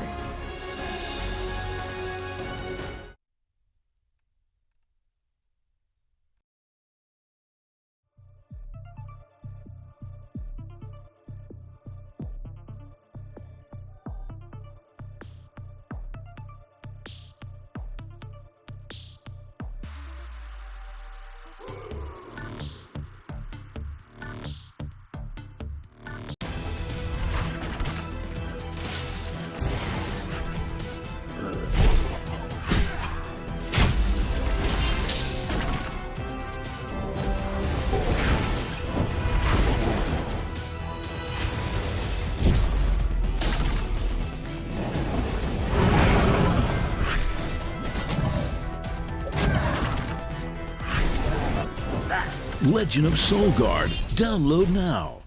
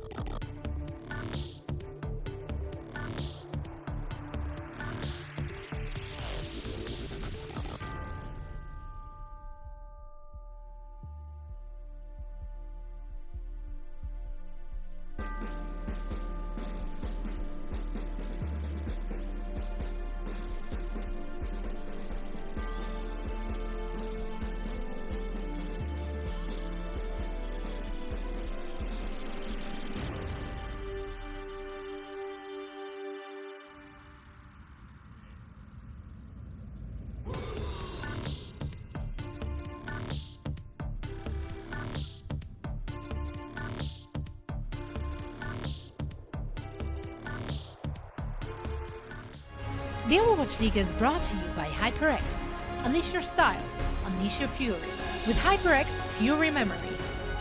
And by Coca-Cola, the official refreshment of the Overwatch League. And welcome back. We just had our very informative game break. And now it's time to continue on with the series. Tied up 1-1 at the moment. Guangzhou Charge able to bring it back on Volskaya to tie us up. And now one team will look to advance and get that nice lead and force out a match point. Trying to get that match point. That's what everybody is looking for heading into this next map. Very back and forth, very exciting so far. I mean, even that last map we just watched was very much down to the wire. Both teams completing A and B, getting those double caps. Heading into A, I mean, Hangzhou was on the cusp of getting that defense there. Did end up falling apart. Obviously, bigger time bank going over to Guangzhou. But, I mean, this is anyone's series to take. We could go all the way. I know we keep joking about it. It's the prophecy. We're going to Game 5. But these two teams are just so close to each other in skill. They play similar compositions that, you know, it feels like that's something that could definitely happen. Yeah, it just seems increasingly likely as time goes on. So these guys are very much in about. They're going back and forth here. And I'm all about it. It's been a very entertaining match so far. And I think that it's just going to continue to deliver as we delve a little bit deeper. So we'll see who can net themselves that very sought-after lead here and be one step closer to finishing things out. We're getting there. We're getting closer. Taking a look at Rialto now. A really good map for Zarya. So, you know, with no substitutions here, looks like that's what we're going to see more of. Reaper, Sombra, no Torbjorn. And this is, you know, Torbjorn doesn't have the ability to kind of build space like we've seen on other maps, so this is not a map where you could really see it anyways, but neither of these teams really favoring that at the moment. Eileen teases the Pharah here, but they're on the attacking team, and I think he's just having fun. I don't think that is actually going to happen. Nope, there's the swap. Mirror matchup. Basically Sombra Goats in 2020. And, I like to cast this kind of stuff. Yeah, I mean, you and I were definitely two of the few people that actually really, really enjoyed the Goats meta when that was a thing. Granted, did it last too long? Yeah, but it was still fun to watch and fun to cast. But here we go. Pushing forward. Oh, Eileen just mid-air collision with Bazzi. Will be forced back. Gotta be careful about those. Yeah, poking around the backside, Eileen trying to catch up as far as ult charge, but Bazzi is very much in control of that for the moment. Cart rolled up to that first dangerous corner. High ground is snatched up by Charge. It's just a matter of when do they want to drop down. A hack goes in onto IDK. Haven't found a kill onto him yet, though. Sashin building up quite a bit of energy. 75 here for him on the Zarya. But neck and neck as far as the ult charge is concerned against Krong. Cart has been pushed forward, though. And you can see the Spark now in behind the Cart. Coalescence out from shoot. Does manage to find Bazzi. Takes him off the high ground. That's going to allow for Eileen to surge forward towards that EMP. Healing Orb going out. Exchange on the Reapers for now as Sashin tries to stay alive but does not have that self-bubble to buy a little bit of extra time, so will fall in the end. Now Krong has grabbed just in case there's that last second contest here at point A. Yeah, really nice hack onto IDK as well to kind of slow the retreat there. Gets a second hack onto IDK. Eileen's hack priority really solid throughout the later moments of that fight. And this is actually really huge that they are able to take this while also stopping that retreat. It means they don't have to take that choke point fight, where eventually, obviously, Sasha will have his grab. He's going to have it very shortly.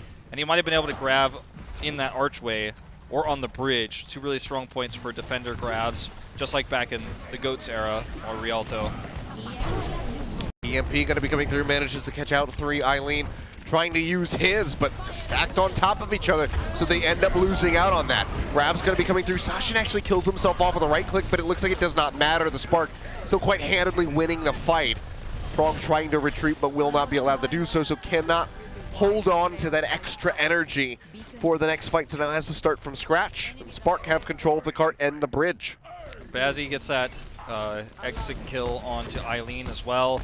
She's going to really slow this down. He's got a really nice flank angle. And IDK is not setting up for the boops, actually, like he normally does. You can see the camera switches to him as soon as I mention that. But as the longer fight goes on, he definitely has opportunity.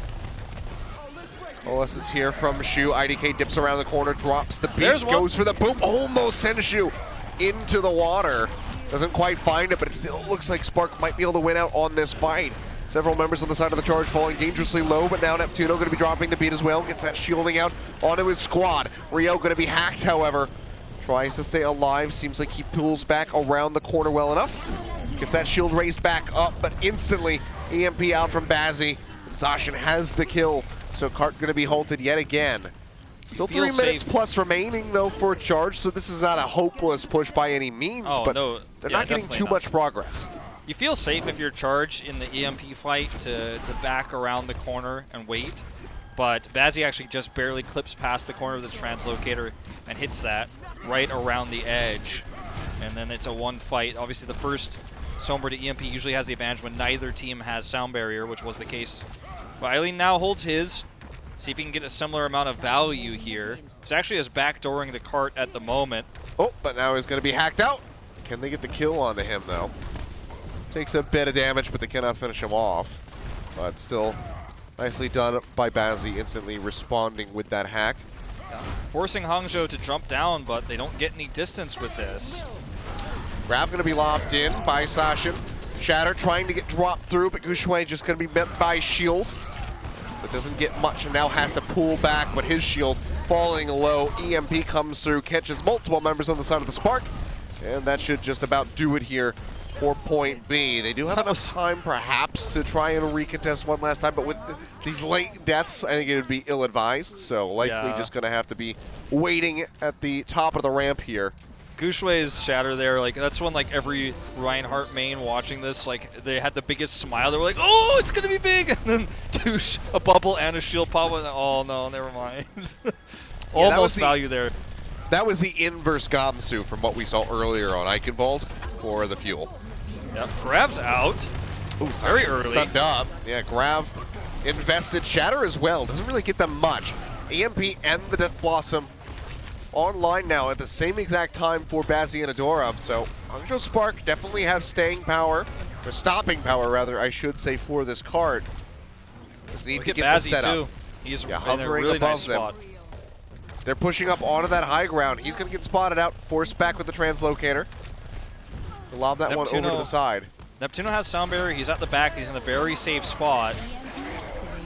Well, EMP comes through, manages to catch two. The sound barrier from Neptuno going to be good. Shatter dropped in this time for Guxue. Looking good, but he gets melted down. IDK manages to find the kill, and the Guangzhou Charge still trying to win out. IDK, however, trying to drag this back into their favor. It's their two kills here in the fight. But still, just the Guangzhou Charge persevering at the end of it all. Both support ultimates and a Death Blossom online, however. Krong is crushing it in the Zarya matchup, though. Oh, yeah. His grab was much better. He's already got another one ready here, essentially. The choke is locked up. This is pretty much all she wrote. Well, EMP through Adora and Guxue both hacked. Guxue taken down instantly, but Bebe manages to find Shu with the Coalescence. Death Blossom goes through from Adora. Good Blossom. Finds some kills. It's a bit of damage in, but doesn't net himself anything in the kill feed. He doesn't get anything in the kill feed, but that extra damage... Yeah, exactly. The extra damage, as you're alluding to, was really quite significant and helps shut it down. Krong had high energy, and he looked like he might try to go for a grab, but as everyone fell around him, he decided to stop that. But an over-aggressive Bazzi getting picked here means Guangzhou has a really nice opportunity to set up for that fight now. With the Graviton Surge, IDK had to use a sound barrier in the previous fight. So 70 seconds here to go as they push through once again. Shu with the Coalescence to grab to stack them all up. Krong gets them all nice and neatly packaged for everybody else on the Guangzhou Charge to go ahead and unwrap them. They do so. The team wipe right at the end. They'll push with just shy of a minute remaining. 57 seconds here for the Guangzhou Charge. End up with the, safer grab fight, right? I mean, Krong had an opportunity to, at higher energy, go for the grab in the last fight, but decided against it. They regroup. He takes a pretty low energy grab, but obviously builds up in the fight. And like you said, unwrapping the presence.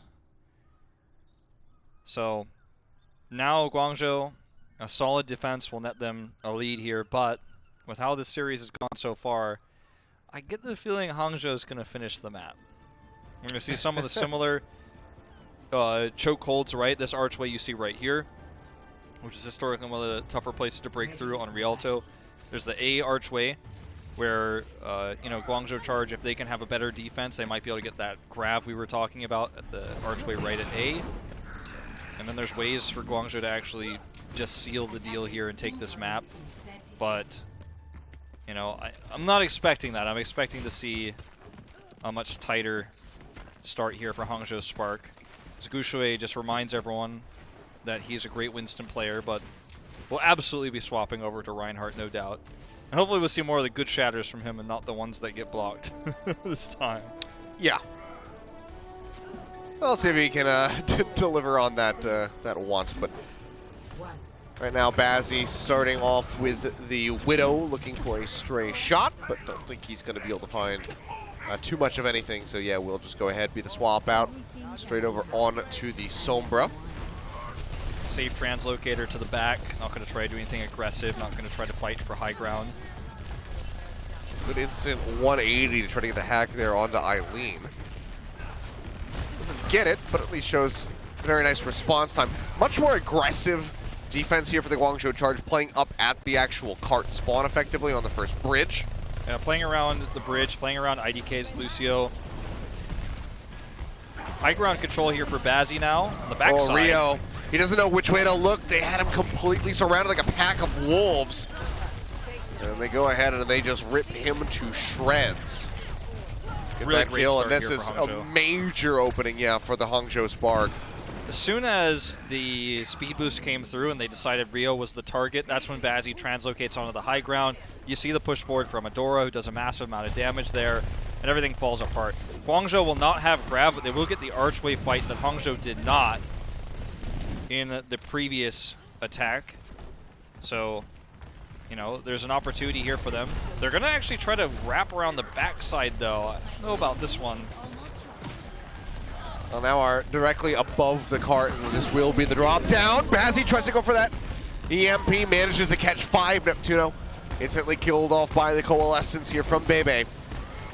Rio, however, still going to be all right. Shu going to be fading out of the Graviton Surge. Tries to keep Eileen alive, but the healing is just not enough, even with a bubble tossed in from Krong. So will just be the cleanup as Adora gets a triple kill on the back end of the fight. And Nero goes off into the canal. Yeah, that's, I mean, you know, I was saying about I didn't like the high ground attempt there, the wraparound. They kind of jumped right into the EMP and then tried to fight over it afterwards. Oh, despite hello. a lost That's fight. Yeah, not where you want to be. Yeah. But Guangzhou kind of used some tools they didn't need to and didn't really gain any out of that, minus a small stall. So Hangzhou's really happy with the timing and the pace they're working with right now. Well, drop down straight onto the cart. The Graviton Surge is there, but the Death Blossom is out with the sound barrier from IDK. Shatter will kill off Krong. And this is just Guangzhou Charge effectively like lemmings over the cliff. Yeah, I mean, they didn't have... Jumping to their demise. They didn't have a great fight they could look for there, as Eileen had used his EMP in the last fight. But Krong using Grav there, and I mean, a lot of, I feel like, miscommunication on how ults are going to be used. They're just trying to slow down this pace, but they're not winning much in the long term this way. They do manage to gain a little bit of space. 5 ultimates nearly online as well for the Charge. Guangzhou respecting the sound barrier. Yeah. Spark significantly further away from their ultimates. Just the Coalescence going to be rolling for now. Death Blossom is out from Nero. Manages to find Bebe. And Guchwei will fall as well. So a good hold. You can finally try and chew up some of this time bank. 3 minutes remaining, however, is still quite good for the Spark, given just how very close they are to point B. Yeah, it feels like Guangzhou, and this is kind of a trend for this series and the last, it feels like they're not playing for a win on this map. They're just trying to play for eliminating time bank. They take this fight right with the sound barrier advantage, but now Bowsy has EMP advantage, and the pendulum swings back, so they're going to have to be aggressive with Eileen's EMP and be aggressive with it and hit it first. If they try to EMP second, they're going to have a big problem. Interesting to see how they play this. Nero on the high ground, wrapping around. Oh. Eileen looking like he maybe wanted to go for it there. Translocates will go ahead. Drops in the EMP, catches Bazzi, and instantly Nero's in the back line with him. Graviton Surge comes out from Sashin. He will get rid of Krong. Now Rio going to fall. Nero taken out as well. So it's going to be a 3-for-2 in favor of the Hangzhou Spark. Cart's still going to be contested here briefly, but Neptuno is not going to be able to stick around. He tries to escape, cannot do so. Shu just trying to buy up just a little bit of time, a couple extra seconds, and get that reset. 3 minutes 20 remaining for the Hangzhou Spark, and look at the ultimates that they have stacked up. Yeah, like that's the risk you take when you take a fight at the angle that Guangzhou did, where you go for that aggressive EMP, is find yourself in a really bad position, and Guangzhou take that fight with a really risky but smart grab from Sashin. Oh no, this could be big. Yeah, Death Blossom going to be going through, but actually does manage to get Krong. Didn't think he was going to be able to do that because it seemed like he was left to his own devices. Smack from around the corner, a little bit of a jump scare for Adora there at the end, but Rio does get taken out as well by that damage orb from Bebe. It takes out Krong after he grabs too, so another tool lost here to really slow this down and play for the win instead of the time bank depletion. There are still 4 ultimates online for the Spark right now. Bazzi sitting in the corner hiding as Rio pushes forward. Shatter's online for him. He's getting hosed down. Bubble comes out to try to keep him alive, and the barrier keeps going lower and lower.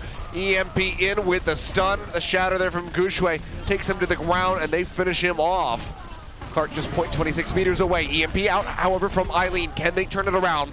Looking like it's going to be a no, however, because IDK yet again has a perfectly timed sound barrier. Keeps his teammates safe, and as 6, they glide to victory here. 2:09 to a minute now as we get ready to go into OT rounds.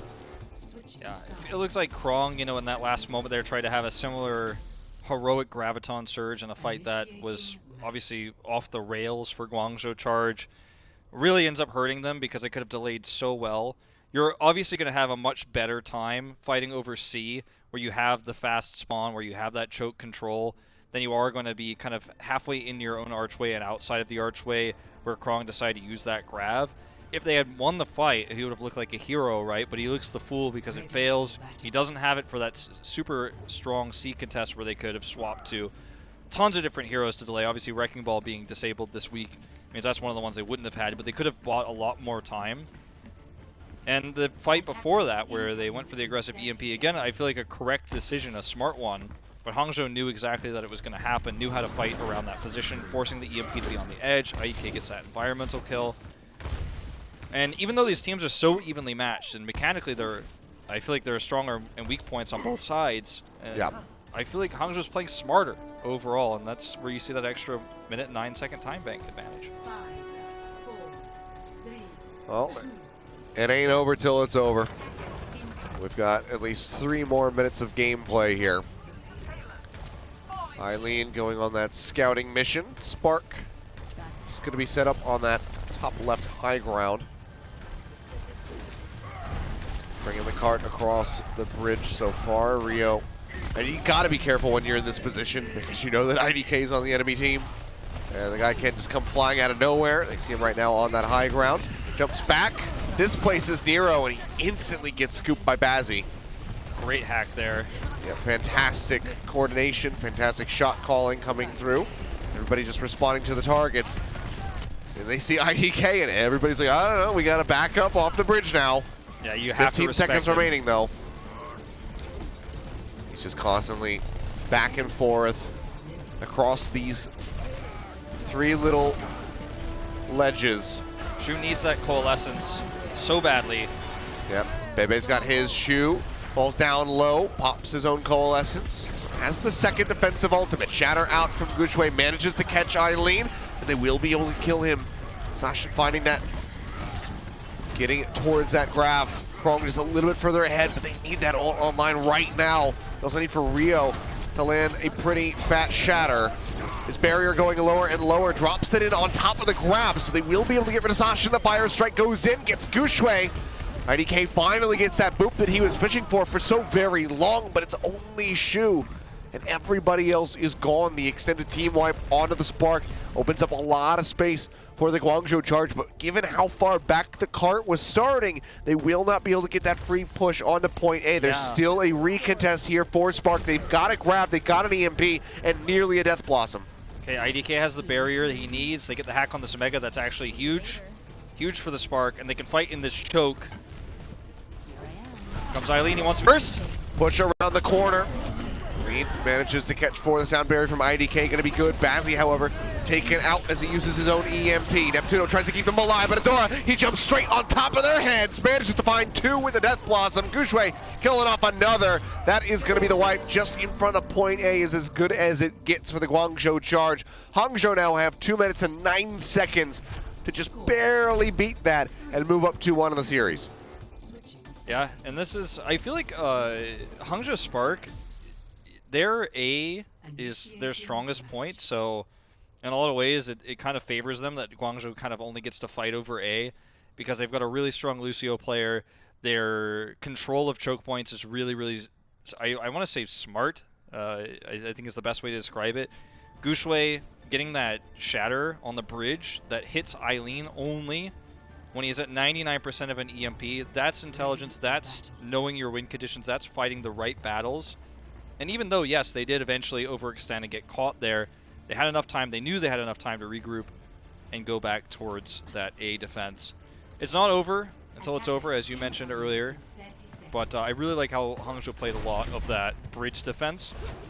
And Guangzhou is going to have a really similar amount of success here if they want to have hopes of taking this map.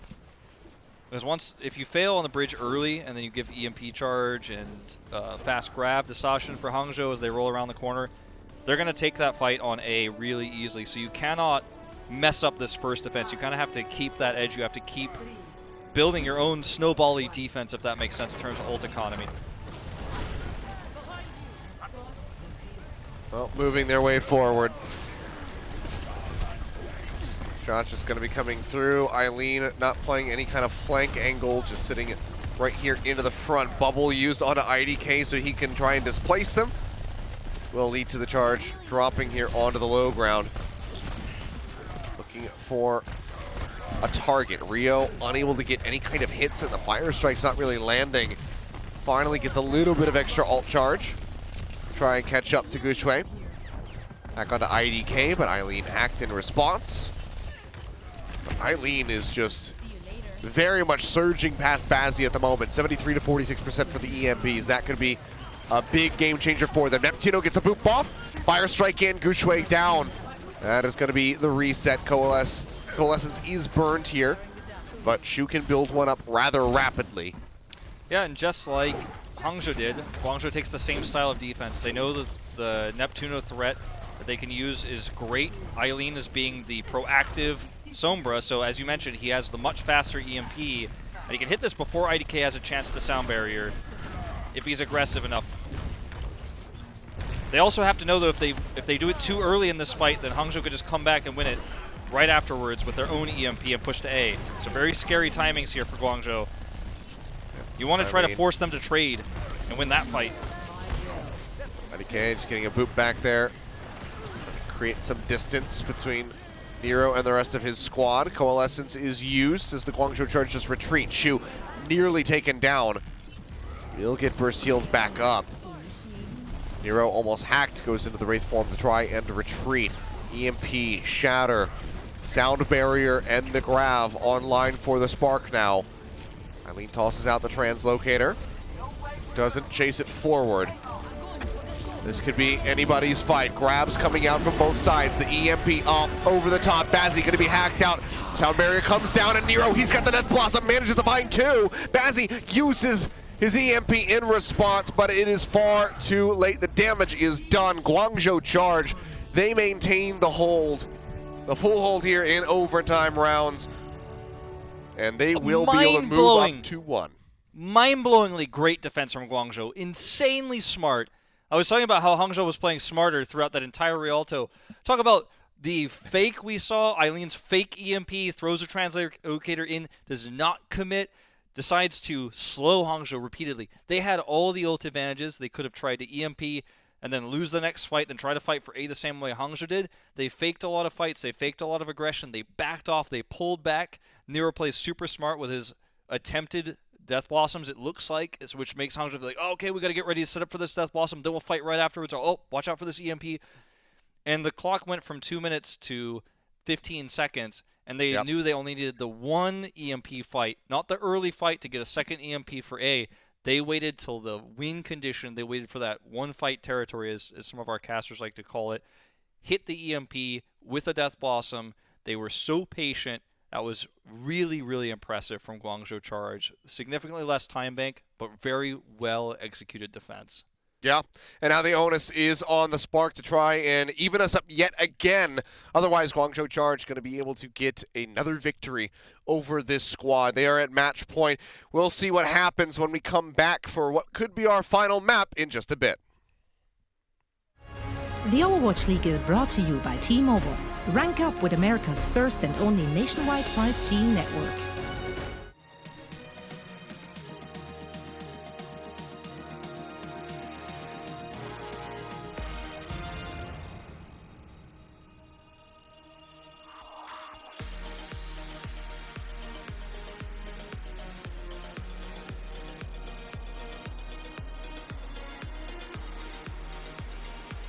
I went down the street, right? And all of a sudden, huge explosion comes in, and it's like, bang! And there's some cold chaos is shitting. I was going, no! And I'm like, Download now.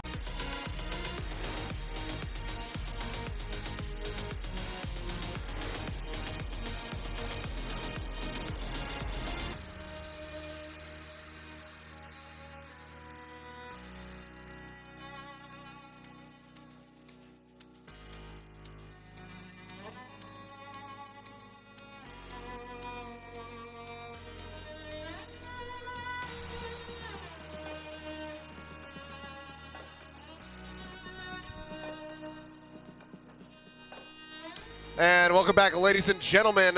We might have one more map here in this series, perhaps, if the Guangzhou Charge can clear it out. Sounds like Wolf just got back on comms as well. Welcome back, Wolf. We're just I'm back. In the re-intro right now, welcoming everyone back from the stream out of the break. It's fine. I had to run to the restroom real quick. I had to pull an Achilles there. I think Hey, it's man. the first time I've not Hey, been man. on camera when 20 we seconds. came back. You gotta It's wash always those been hands. you. 20 seconds. It's worth it to be late. Then to be Exactly. safe. But yeah, I mean this really is such a great series, and if we just go to Game 5, I'm gonna be such a happy camper. One more chance here for the Hangzhou Spark to try and even this up, make it a 2-2, and then force us onto another control round. They were able to take that map, our first round of Control and Oasis, so perhaps that would bode very well for them. But first, they have to try and get through the Charge one more time. Not one more time, but this time here as we get ready to go on to Eichenwald. Yeah, I mean, I think the real edge that we saw from Guangzhou in that last map was their ability to control that last 2-minute push that Hangzhou had, how they stalled, how they faked out team fights. And Hangzhou responded really well too. They didn't drop EMP or didn't drop a sound barrier or anything like that. They didn't get totally tripped up by the fake outs, but it bought them enough time. And because these two teams are so close, having those intelligent decisions when you're in an overtime scenario, like what we saw in Volskaya as well, for example, that's what's going to push you that 10% ahead of your opponent. That's going to get you those wins when you're actually this evenly matched, which we've seen so many times. I mean, I could foresee another world here where we have both of these teams finish Eichenwald just with how this is going. Well, we shall see as things unfold. Looks like Nero just going to be going for just that initial little pot shot with the Widowmaker as Bazzi positions himself quite far forward. See if there's going to be any final alterations. Krong looking for a random hook onto an unsuspecting Bazzi. Pop up over the top, and Nero not going to be able to take the shot. Doesn't want to give any energy over to Sasha. Might have been a couple of people confused as to why he aimed above the Zarya's head. Knows that A, they will not get on top of the Zarya in time to get a kill off of that damage if the shot lands, but more than likely might have the bubble come up from the Zarya, and then suddenly, boom, that extra energy is there. And Sasha starts ripping people apart on the approach. So, smart little shot away. You see the same thing with Reinhardt's and Fire Strikes from time to time if you want to try to bait out that bubble. They toss it. Zarya's will pop the bubble on the animation of the Fire Strike, but you actually just throw it to the side into a wall where they cannot possibly get hit by it. Adora nearly beamed down as you can see Krong, speaking of energy on a Zarya, is absolutely stacked with it. So starts melting people down, 1 tick, nearly 2 on the board here for the Guangzhou Charge. Coalescence is going to be coming out from both sides. A hack there onto Sasha, but he still manages to find a kill onto Nero, getting rid of that Reaper and further delaying that Death Blossom. Sasha picks up a second one as Krong will fall. The pin from Gushui is good. And Sasha is just on fire right now. 16% ahead of Krong as far as that Graviton Surge Charge is concerned. And IDK nearly with a sound barrier as well. So that steady stream of healing coming out from him, doing wonders for the Spark. As he, however, picked off a little bit too deep in there. Yeah, Eileen has this EMP, but IDK is ready as long as he doesn't get caught. Moves forward, but only manages to find 2. The sound barrier is going to be good from IDK. Grab is out. Krong still 20% off of his. A shatter from Gushui, absolutely huge. And the cleanup will be there, shutting them down. So 77.6% built up here for the Charge on point A with still 2 minutes to go, but Spark looking really clean in these teamfight executions. Yeah, really nicely done. I mean, 2 ticks is pretty significant when you're about to charge in with your own Graviton Surge. You know that you forced out the sound barrier.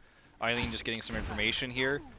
But yeah, this is a great boon for Spark in terms of the ability to shut down that time bank. Bazzi can counter all of this with a really good EMP, but Neptuno obviously has the response. So it's on Bazzi to really make a big play here in terms of how much value he gets and how aggressive he can be. And he's already had to translocate, so kind of limited here into what he can do to initiate. We got Nero on the high ground behind them as well. The sound barrier going to be good. Neptuno not going to get caught up in the EMP. Rio, however, falling lower and lower, but the Coalescence will come through from Shu to help keep him alive. Now the grab, tossed in. Death Blossom comes out from Adora, and they shut them down again. The front line broken down. Nero does manage to find one, but the Fire Strike will get rid of Neptuno. And now it's just Shu alone with Eileen, and they're not going to be able to get anything done. They get so damn close to closing out this point. Yeah, 0.5% away from just getting that extra 2.5 minutes in the time bank, but to no avail. They cannot make it happen. Yeah. Guxue waiting. Guxue setting this up from behind. Beautiful. Massive shatter there. Comes in, gets the triple, and that's kind of the last nail in the coffin there. Right now, Hangzhou Spark, I mean, that was expensive, but they've already built up Sashin's grab. Yep, EMP does come through, manages to hack out 4, and Guxue will fall. Rio dumps in with that shatter. They're off the point, and that will be the cap now. Just under 3 minutes here for the Guangzhou Charge, but a really nice time by for the Hangzhou Spark, and now they've got a plethora of ultimates to utilize in retaking this cart, especially if they can catch it now right here at the Portcullis, then that is so huge for them. Yeah, they can definitely try to look for a choke point fight here. Great shatter, by the way, by Rio to make sure that Sashin stayed down, even though the sound barrier kept him alive. He wasn't able to get up and use his grab. He was so high energy. Great shatter by Rio. They're not going to look for the jump down onto the choke just yet. They're actually going to look for a corner fight, it looks like here. Bazzi doesn't have EMP. They want a bigger combo. Hack does connect onto IDK. Eileen going to be hacked, however. Grab comes through. Coalescence as well, just so much damage pushing forward. I mean, several ultimates used there by the Spark, but look what they have coming up now. They've got the EMP Death Blossom combo, so that could still certainly net them another long hold on this cart. And they have the high ground to utilize as well in all of that, which is extremely helpful in setting these things up. Because you don't know whether Eileen's going to jump down from above, he's going to flank from the side, he could be behind you. You don't have a Diva to spy check, so you don't have a lot of really awareness. I mean, you could see Nero's kind of trying for it here. See if he's up there, checking around over here. Also keeping himself pretty well hidden, thus finally gets scouted there. But so you see how slow Guangzhou has to move to play around Bazzi's EMP, because they just don't know where he is.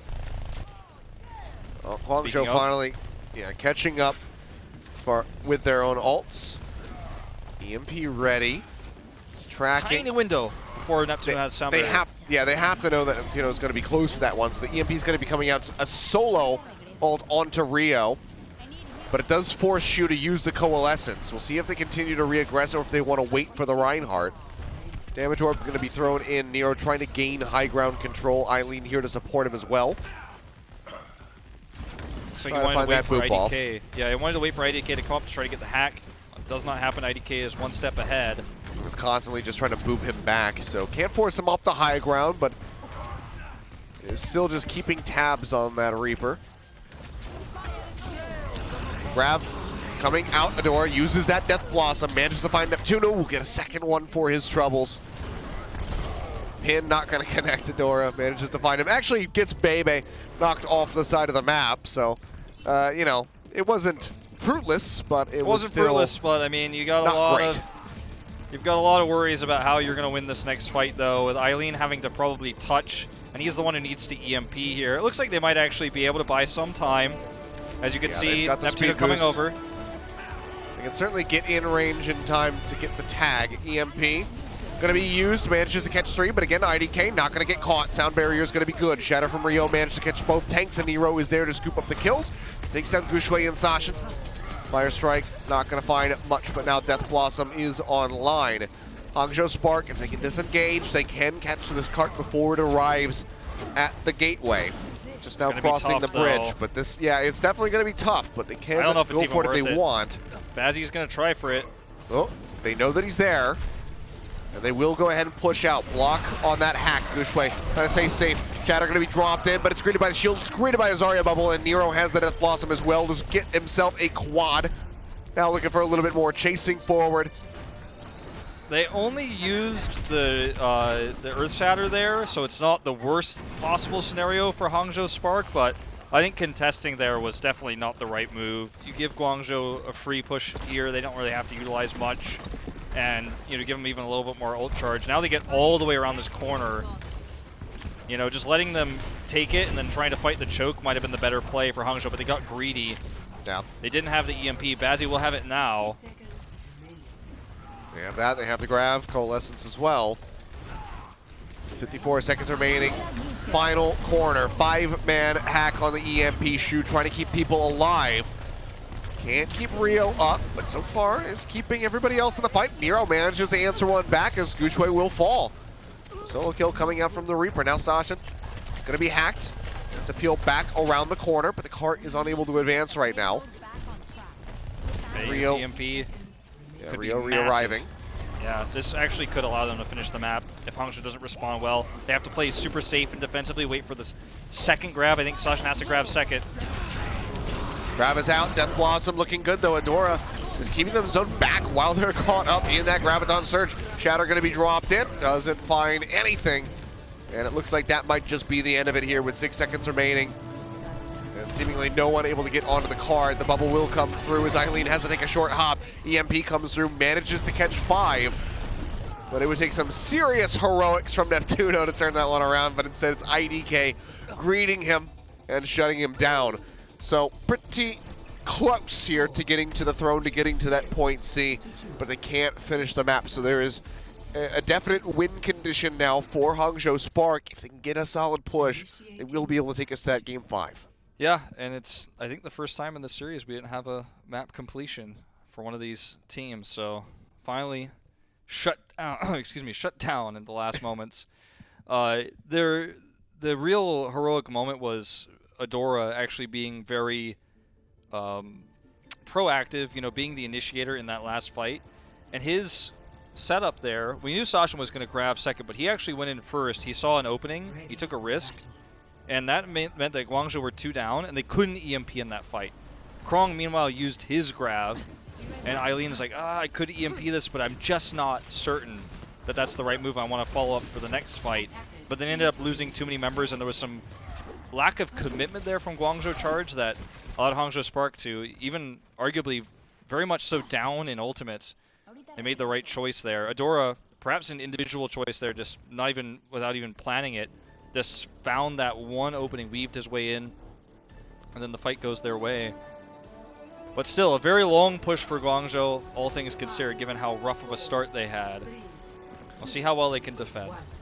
We saw how well they were able to defend on Rialto just before this, and it was extremely clean for them, at least in the overtime round. So we'll see if they fared just as well this time from the offset. The outset, rather. Yep. Rio just kind of hugging this corner here. It's going to be mirror comps. They knew it from the outset. They knew that that was going to be the start that they were facing, but now they've got it confirmed. Yeah, I'm kind of surprised at the lack of diversity that we're seeing in these compositions of these teams, but it seems like the Sombra Reaper is definitely just very favored at the moment. Yeah, it's just, I mean, it's kind of, we've, in a weird way, gone back to Sombra Goats, essentially. Well, all of that could change, because reminder, guys, at the end of all of this, we will be doing the hero pool draw. Perhaps right after this map. It's extremely possible if Guangzhou can close it out, but that is a very bad start for them as Nero will get taken down. Shu and Bebe both rolling with those coalescences, but it is going to be Hangzhou Spark pushing forward, and the Charge crumble under the pressure. Yep, Bazzi's going to have an EMP here as well, so it's not like the advantages that Guangzhou will have on high ground and, with their own grab lead is actually necessarily going to matter. It's going to be a pretty even fight here, which is actually huge for Hangzhou, because normally you take A, then you have to fight up under the castle, and you know, sometimes you're down in ultimates as well because you had to use so many to take A, but because they got it basically with only Guangzhou wasting a shatter there, they have a really nice fight they can take defensively when Guangzhou jump down. Well, here they come. EMP out. Catches forward, Bazzi the first one to fall, but no other kills coming through quite yet. Krong trying to hunt for one, but isn't high energy on this Zarya. This will definitely give him an opportunity to build up a little bit more. You can see him taking a couple of those right clicks from Sashin. That does allow him to build up slightly. It's so greedy what Eileen did. You don't expect the Sombra to come from that angle. You expect to come from this door you can see on the right or from a different angle, but you never expect them to be behind you. He was probably way, way far back, so they didn't spy check him. Huge EMP there. Yeah, now they go for the grab. It catches Gushue by himself, and the responding grab from Sashin is just so much bigger. Guangzhou Charge just getting a little bit too trigger happy with these ultimates. And that is quite costly. So now going to be moving up to the bridge. Obviously, plenty of time to recontest the cart, but getting out of the castle is going to prove to be very difficult for the Charge. And there's still 3 minutes 40 seconds for the Spark. If Krong gets a really good sound barrier here and builds up high energy, and then the longer fight Eileen gets an EMP, this is winnable for sure. But Hangzhou know this, and they're just going to play around the front here. They're not going to actually allow Guangzhou to set up. Adora goes in with the Wraith form. To get that sound barrier out, it goes in for the Death Blossom, but Krong just melts him. IDK sliding around the side, tries to get that knockoff. Doesn't manage to find it, however. That Rhine reduced knockback coming quite in handy here for Rio. And now it's going to be a little bit of a stalemate, a poke war across the bridge. And Gushue here just going to wait for the rest of his team to get back for the setup here. Eileen, once again, unscouted, unseen. IDK is right in front of him, and he will get caught. Not that he had the ultimate ready to go either way, but still decent tracking to ensure that they get that loose, make sure that there's no movement speed there for them to try to pull back. Eileen is just not, I mean, you cannot allow a Sombra to get away with this blatant backdooring, basically, of your team. He's now had 2 great EMPs where he just hangs way back, starts to make you feel comfortable. Okay, I guess Eileen's not here. We swung enough hammers. We, press left click on Zarya. Everyone spam backwards. You don't have great spy check heroes as Hangzhou here, but enough. And then Eileen just keeps hitting these point-blank EMPs, these 6-mans from the flanks. You've got to spot for that somehow. It's hard. It's easier said than done, but you've got to be more aware of those potential situations, or you're just going to give great EMP fights repeatedly. Yeah, I mean, definitely not committing hard enough to try and search for him. Getting a little bit too lackadaisical with that one. Hack comes through on the Neptuno. He does manage to wall right back to safety just before that, but as I say so, Bebe will go ahead and finish him off with that Coalescence. Minute and a half now remaining for the Spark. Shatter dropped in, finds Nero, and Sashin is there to go ahead and scoop the kill. Cleanup will come through. Fade out from Shu just to buy a little bit of extra time, but it's instantly picked off. So cart rolls in to B. 2 minutes 50 seconds now on the clock, and they don't even have to finish the map. Guangzhou Charge, they need to bunker down very quickly. They need to deal with this Sashin grab really well too, because Sashin could just grab them off of the cart with how this is rolling around the corner right now. And they don't have great answers. I mean, the EMP is almost ready, but that's not something that Hangzhou is worried about. IDK has his own sound barrier ready. They can grab afterwards. It's a great fight for them. Based on this right now, grab coming through, EMP going to be dumped, only catches 2, the sound barrier is going to be good, Nero is dead, and like you said, off the cart, Hangzhou Spark are able to take the victory here on Eichenwald, and you know what that means? Well, the prophecy is being fulfilled. Game 5, and it just keeps happening. Yep. Excited to see it. I've created the story. I only played against each other once this season before this, but I've kind of like I drew some lines across and made this fake storyline of like, there's a sick rivalry between these 2 teams. The shows, the Game 5s. I mean, it's the shows. It's coming. It's a new thing. They're gonna play against each other a lot this season. So yeah, maybe we'll keep getting these Game 5s. Well, we wow. have it coming up now. Yeah, down to the wire. Both these teams back and forth. Hangzhou able to get control the first time out. Can Guangzhou do it this time? And can they get those back-to-back victories over the Spark? We're going to find out in just a little bit. So stay tuned, guys. You don't want to miss the end of this amazing series. It's coming at you in just a minute. Coca-Cola is the official refreshment of the Overwatch League.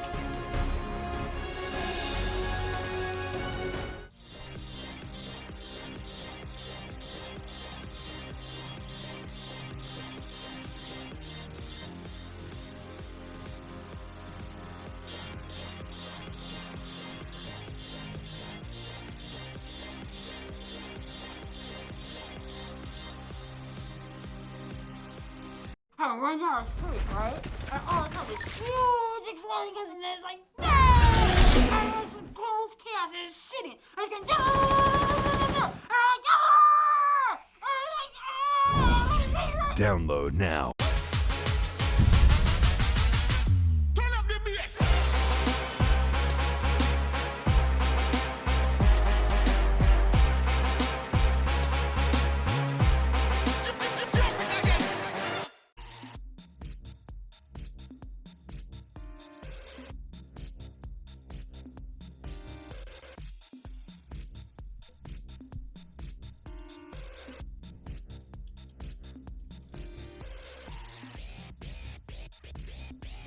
And here we go. Not too long a wait to get back into a very long series. Game 5 coming up now between the Guangzhou Charge and the Hangzhou Spark. I mean, this one has been so very close from the very beginning. But here we are, Game 5 territory, and it is absolutely anybody's for the taking. It has been a very nail-biter of a series. I feel like in a weird way, though, because both teams have gotten almost all the completions. We saw that start to change, obviously, as we got towards the latter parts of the map. But at the beginning, it felt like, wow, it's almost exhausting how bad these two teams are at defending and how strong they are at attacking. But it's starting to change a little bit, it feels like. And both teams have utilized their strengths really well. Hangzhou obviously playing around, I think, a lot of their great ability to do ult combos. And it's Somber Goats-esque, again, I keep saying. But it's the most similar comp to what we're seeing right now that we've seen in the past. They're playing very well around ult combos, whereas Guangzhou's playing well around mind games, around individual plays, around good flanks and stuff like that. So when we go to control, though, I mean, it's all about, especially in this style of play that we're seeing, the first EMP, getting that lead, getting the grab lead, and I mean, first come, first serve is basically what it feels like what might decide this series at the end of it, despite a lot of complex mind games and really, really close maps. Well, we will be jumping into that in just a little bit here. And, seeing who is going to be able to take this set. Again, this is, back-to-back potential revenge for all of the teams that we have here today. Charge able to take down Spark a week ago. We just saw Shanghai get their revenge as well over the Hunters. So can we get double vengeance, or will it just be a little bit half-baked for the side of the Spark? That is the question here. They fought it back to this 5th game, and it is Nepal. I think we mentioned that earlier in the map, so we may not have, but that's where we're headed for. What will actually be the tiebreaker here, no other control maps will be required. Yep. Because we didn't have any draws on our way here. It's just a legit 5-map series. And I don't think we'll see compositional changes between these two teams just based on how they've played so far. When we go to Sanctum, I think that's the only place where you could really see potential change. You might see something like an Orisa. But the lack of a McCree, the lack of really good range damage, and how these two teams are playing right now, I just don't think it's going to happen. We're going to see the teleports out with the Symmetras coming through, and it's going to be a fight over the village, the control point itself. I mean, whoever wins that gets such a massive advantage.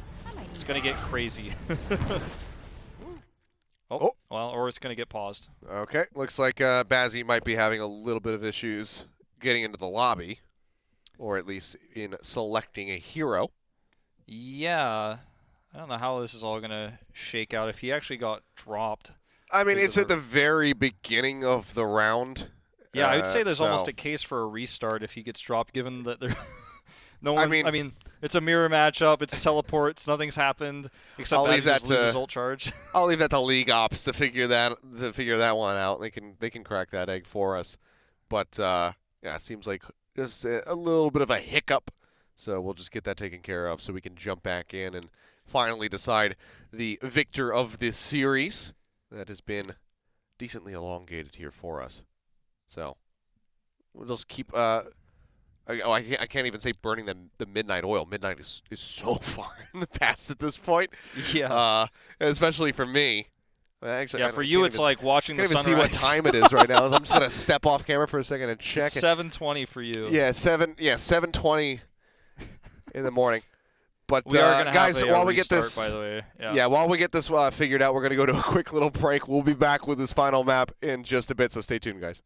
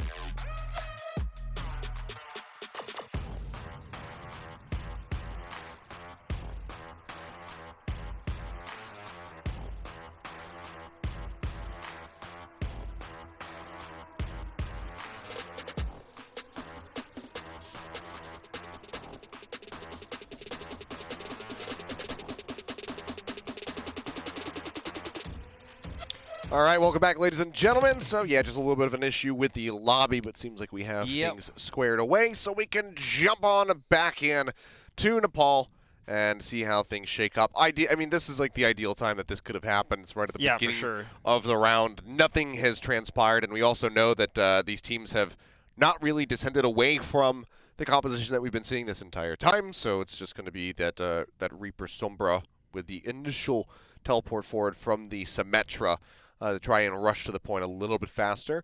So seems like this shouldn't affect anything at all. We can just go back in and enjoy our map number 5.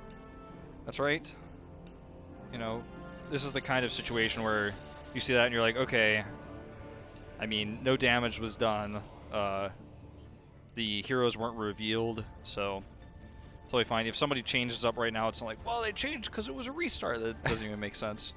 So Yeah, I think Surprise, the only surprise. thing- We're gonna see teleports out of the gate, but this time Bazzy's gonna be in the game. It's gonna be fair, and that's how it goes. Yeah, the only thing changing is going from Shrine to Sanctum. That's But true, that is- actually. Yes, that is true. I didn't even you pointed that out to me. I was like looking at the comps. I didn't even notice.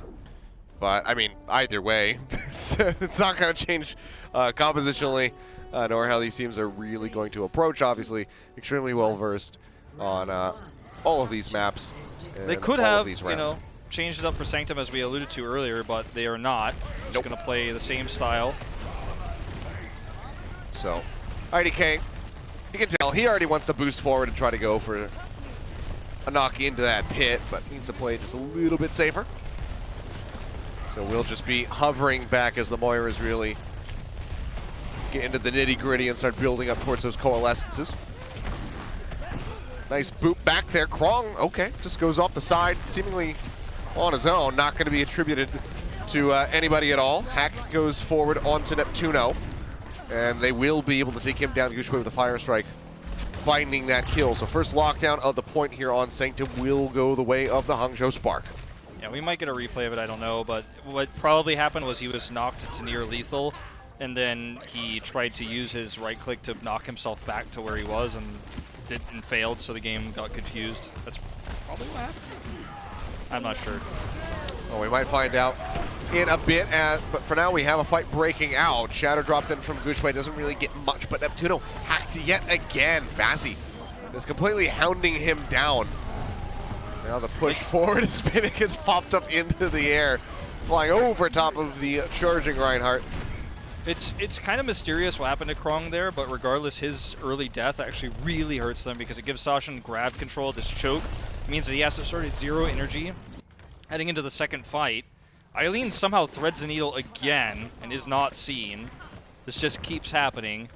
This could be their real entry back to the point. They're losing time every second that goes by. That is indeed how time works. Or losing control, or losing percentage. You know, whatever you want to say it. I don't know. It's a late night. It's all right. It was a very literal statement. EMP coming in. Bazzy striking second, but striking just a bit harder. 5 members caught with that one, and Nero's like, yeah, nope, screw this, I'm out.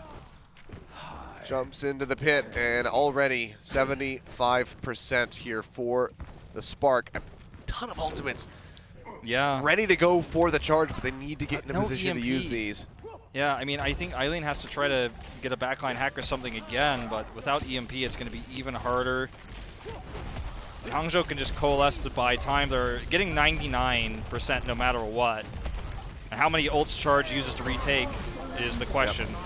Moving forward, wrapping around the back, IDK. looking for the boop. Doesn't manage to find him, just pushes Neptuno a little bit further forward towards his team. Sound Barrier Shield, however, going to be expiring. Eileen hacked out at the moment, will get finished off. Bazzy finds that kill. Flip does come through in the neutral fight, however, for the Guangzhou Charge. Just having position there on the point gets them quite a lot. Shatter solo onto Adora in the back. Answering Shatter there from Gushue. Krong falling low, and it seems like that is going to be enough. The distraction from Adora draws their attention away. Gushue drops the hammer. They will be able to close out the first round. 113%. Guangzhou barely able to control that point. Now will need to win 2 rounds in a row if they want to get these back-to-back victories over the Hangzhou Spark. Yep. This is going to be the Shatter here, double at the same time. Yeah, and they save Adora as well. Yep. And Adora, that's, I think, the second or third time this series he's actually countered Krong's grabs by ulting on top of them with his Death Blossom. That's another way to really deter values. Naturally, you're drawn to the grab. You see your teammate grab, you all collapse in, especially the comp like this, and get on top of it to try to get those kills, and then suddenly you're right where a Reaper wants you to be in that enclosed space. So really nice plays by Adora. Gushue helps set it up. Here we go once again. I mean, this could be the deciding round. Same compositions, but this is where that first cap really matters. Oh god, so much energy built up for Sashin, 75% there, so maximizing as best as he possibly can. 89, Rio 100. hacked, but they're playing it safe. They're still up onto that high ground. And Spark are the ones who have to now step to the charge. 100 energy here for Krong. Just looking for a target. They get a hack on the Sashin, so no self-bubbles. No bubbles out for teammates here for the moment. This allows Krong to really surge ahead. 22% up over top of Sashin at the moment. They will go ahead, peel back, drop down, get over to the point now that it's unlocked, but they're not going to be able to take it right away. Spark do manage to move their way onto the point. The Coalescence try to keep them alive, but there's just so much damage as they are all bundled up. Cleanup will be there. The Guangzhou Charge, they're going to be getting a little bit more than 13% this time around. Poor baby. We just had to watch it happen. That was the saddest first-person view. But, you know, the faster grab here matters so much. And they get the first cap. Sashin is at 82%. He's very close to his own grab, but getting into position to use it, getting onto this point or taking a fight even off the point puts him at a disadvantage. EMP coming through from Eileen. Kills are instantly there. And this is just allowing more time for Krong to try and build up. He's pushing forward to try to lob in some right clicks. Fedora gonna be spotted, but not finished off. But yeah, I mean 50% to the 91 of Sashin. So obviously Sashin gonna have that grab sooner, but Krong is getting close. He's getting ready to lap him. He still has to get into a position to make it valuable too. Yeah. Neptuno's got sound barrier for this EMP as long as he doesn't get caught. He's up on the high ground. Bazzi in the back, uses that EMP, catches out two, but the sound barrier gonna be good. Shatter, dropped in, catches a few. Nice pin for Pin. He matches him. Now the sound barrier comes out from IDK. A lot more lasting power in the fight here for the Hangzhou Spark, but Nero trying to turn it around. He manages to do so. 2 kills, 1 on the back of that Death Blossom, another just neutral onto Adora. They get that cleanup, and Guangzhou Charge now suddenly looking like they can take this round 100-0. It's just a Death Blossom for the Spark. That's all they have. That was such a close fight. I mean, that was the last like thread on a knife's edge of a close fight there. Shu, with like 2 health left, gets his Coalescent off to help get that extra damage through and heal his team up. Very, very close. They have the EMP for the choke. As you mentioned, this is going to be their last chance. Hangzhou, this needs to be big. Oh, they drop down. The Death Blossom comes through, but the hack is there, and they can't make it onto the point. Oh, no. 1-1. A final round to decide it all. Twice in this series, Hangzhou is put in a position where they cannot. They're at a catch-22 where they either lose the fight or can't touch the point, and you know just barely. It's not able to get on there after that Death Blossom. They would have had a longer fight. Yeah, that one been able to, but they just could not get there. And this goes the distance. I mean, this goes down a bit to the more wire to a C9 compared to the first one, though. Just so much, much up in the air at that point. I think it's perfectly fine to call that one. But man, this is close to the bitter end. One of these teams is going to be, well, not going home, staying home and being upset about the loss, I guess. Pushing forward, everybody trying to collapse on the Gushue, but the rest of the team arrives, so it's a little bit too risky now, so they will just go ahead and play the point, but this is Guangzhou Charge with the inside track. Now Spark have to try to find a way to advance here, as the point does now unlock. Start working their way forward. Nero, Wraithwalk going to be down, but look at Eileen, 71% towards that EMP. Bebe manages to find one as Shu gets taken out by the Coalescence. He's looking for a little bit more. Nearly gets rid of Eileen. A win of opportunity now for Bazzi to try and surge past him. First lockdown will be there for the Spark as Rio dies on the back end of the fight. Sashin really nicely played there. His energy management, or his bubble management rather, to get his energy high was insane. That was during IDK being hacked, so couldn't give speed or healing in that fight. And he just prevented Charge from running away with that. Eileen does have the faster EMP. Obviously no sound barrier yet. EMP going to be coming through, only manages to catch 2. Bazzi and Sashin, but the fire strike from Rio still going to be good. Gushue taken out on that front. Graviton Surge solo onto Rio, and they still have not found the kill. EMP comes out from Bazzi. He gets so many members on the side of the Guangzhou Charge, but the kills just are not there. The Spark cannot collapse and try to shut them down. They're still in control of the point for the moment, but as more members continue to fall, that will change, and it does. Guangzhou Charge now on the board here in this third and final round of the 5th map in this series. They continue to push deeper and deeper here. Guangzhou Charge also have so many ultimates to try and maintain control of this point. Both teams double support ults. Gushue about to match the Earth Shatter here. But Death Blossom's already set and ready to go, and Eileen is ahead of Bazzi towards that next EMP. So this is still looking very good for the Guangzhou Charge. Coalescence comes out first from Shu. Nero gonna be hacked, has that Death Blossom ready to go, but he's not gonna be able to use it as Adora goes forward with his own. Gets that kill. Eileen now going to fall. Rio taken out. Krong with a sliver of HP will be left up for a little bit longer. Guangzhou Charge just barely take the lead by 2%, but back into control of the Spark. Does the point go? 50% now here for them, but they had to use so many of those ultimates. Bazzi is close to an EMP, but Eileen is closer. Has his online now. They have a sound barrier. They have that Death Blossom. There's a lot more staying power for Charge. If they can do this in an ult-efficient fashion, this could be absolutely massive for them. Yeah.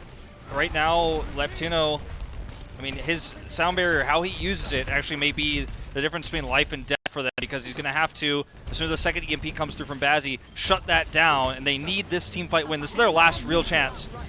EMP comes through, but doesn't really get much. It's just IDK. And they can't capitalize on that, so a big botch from the side of the Charge so far. Nero, Wraith walking back. EMP coming through, manages to catch two. Nero's one of them, doesn't get to use that Death Blossom yet again. Gets cut down instantly. Adora finds a double. Rio now going to be gone. It's 94%. The grab is out from Sasha. They clean up Krong. Shu trying to stay alive, has the Coalescence running, but Gushue takes him down, and that will be it. So very close to the very end. But Hangzhou are able to take this. They are able to get their revenge. Both teams now going to be moving to a 2-2 record so far in the 2020 season, and 1-1 against each other. 1-1, game 5s. I'm telling you, it's the Zhou rivalry. Yeah. It's happening. I'm coining it that, unless someone already did that last season. I think we did that last season. Oh, well, my bad. But anyway, it feels more legitimate, at least this season so far, since they played each other so recently, and both series the distance went so close. Neptuno, in that last moment, he tried to stay alive as long as he could. He was trying to counter the EMP. Did get picked off, though, before he could sound barrier. Yeah. Just gets outclassed there at the last second.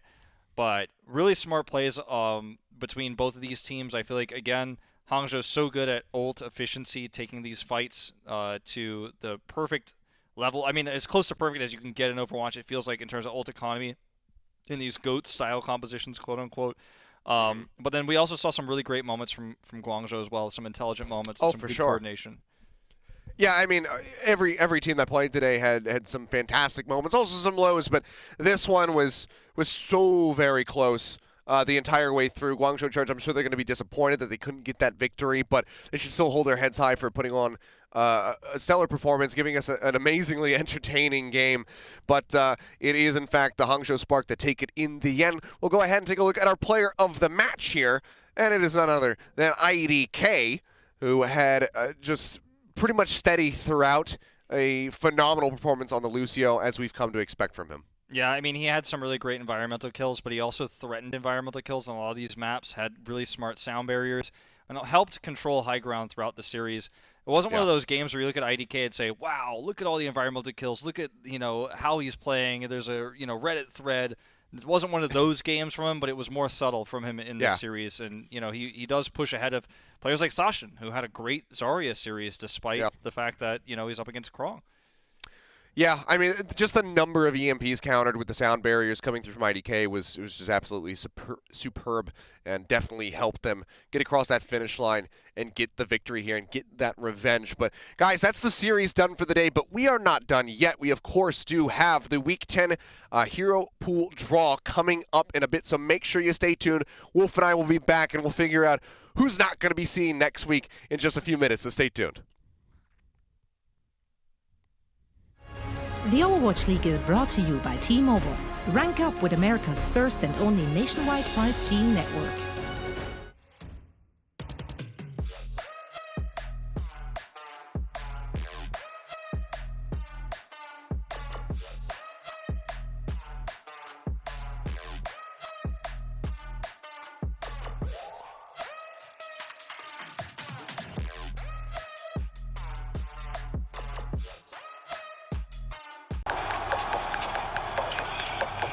This is it, the official Overwatch League apparel.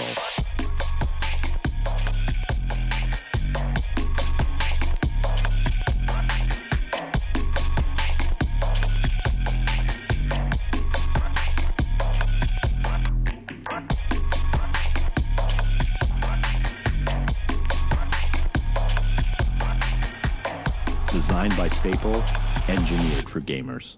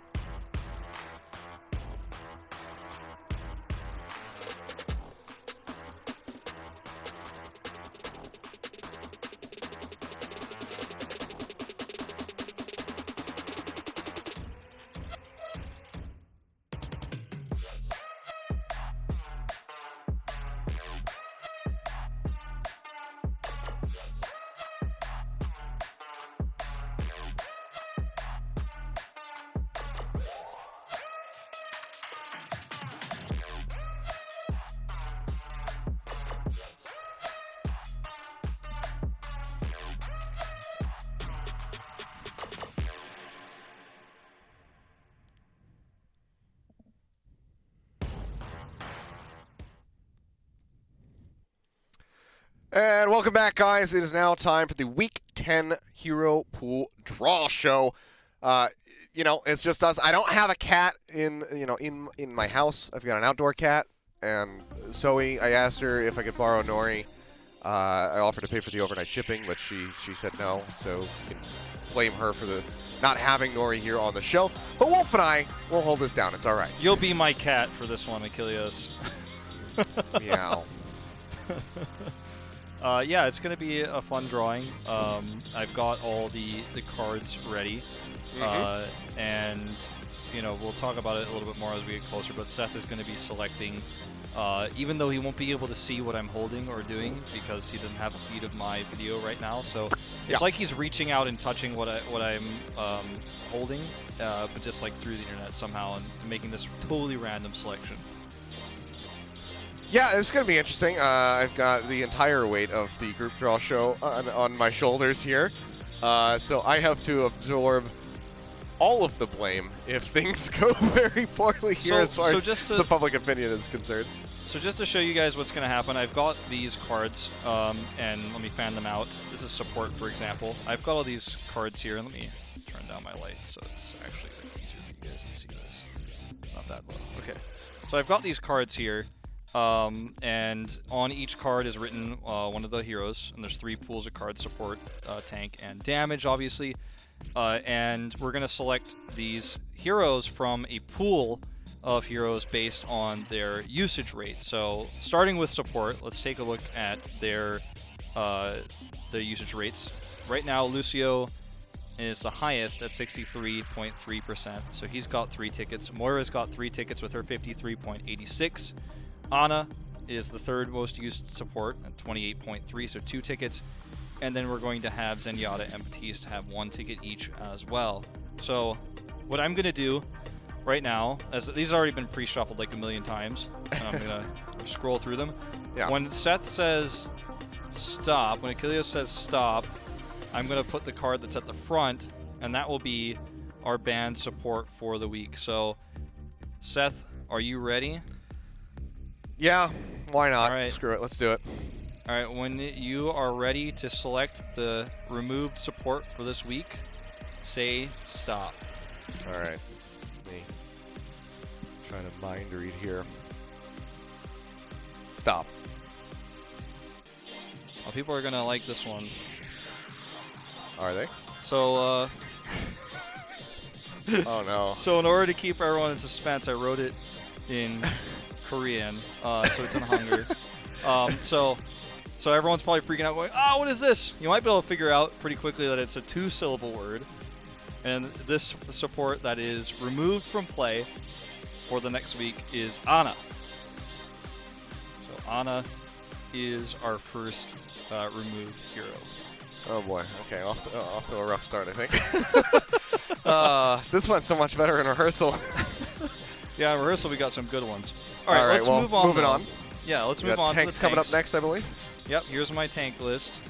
So I'm gonna pull up the usage stats here though, and we're gonna show you guys how this is all broken down. So breaking down tanks currently, number 1, no surprise, Reinhardt at 69.53% usage, 3 tickets.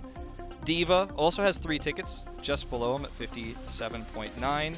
Then we head into Orisa, Zarya, and Sigma, which all have 23 or lower percent, and they are all going to get 1 ticket. So very high chance you'll be pulling out Reinhardt or Diva. But you might pull, the Zarya out. You might stop the Somber Goats. You never know. The choice is going to be yours, and I'm going to, again, take these cards and put them on the camera and kind of, Let me know when I'm good to jump in there. shuffling these around a little bit. Completely randomized. All right. Let me know when you are good. Just say stop. Stop. All right.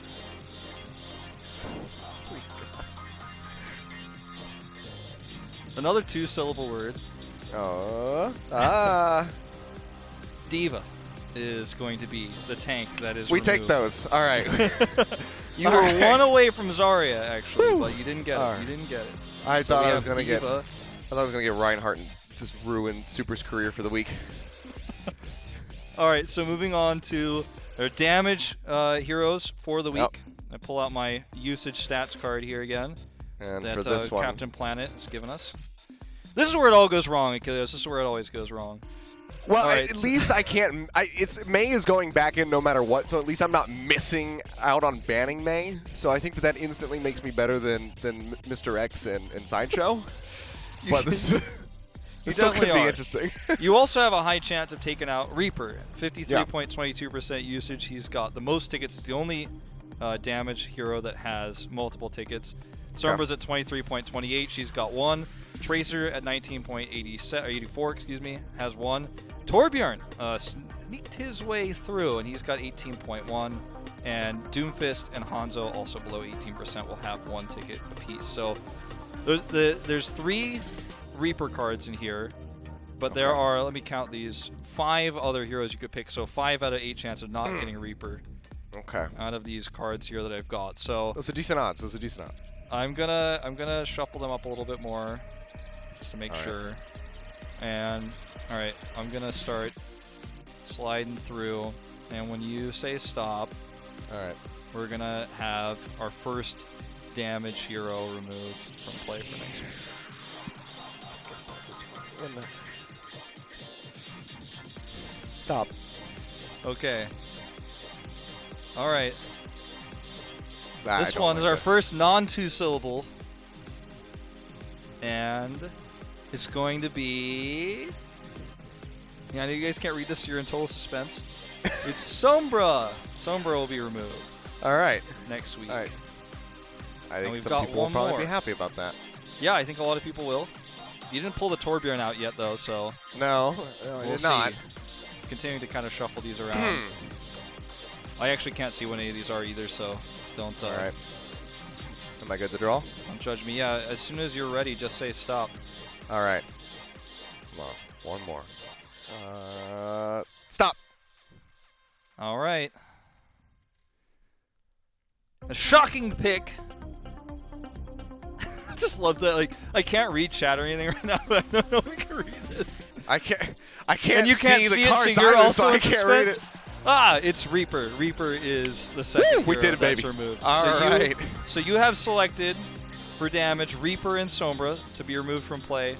Diva and Ana. Here are the 4 removed heroes. All right. There you go. I like this. I think I just got a little bit of increased variance that's going to be in the meta now, because if we had Reaper and May in the meta again, I think it would probably just be Reaper and May played yet again quite prevalently on the DPS front. So it seems like Torbjorn probably still going to be around. Yeah, Torb but will be good versus Tracer. Brig will be back in.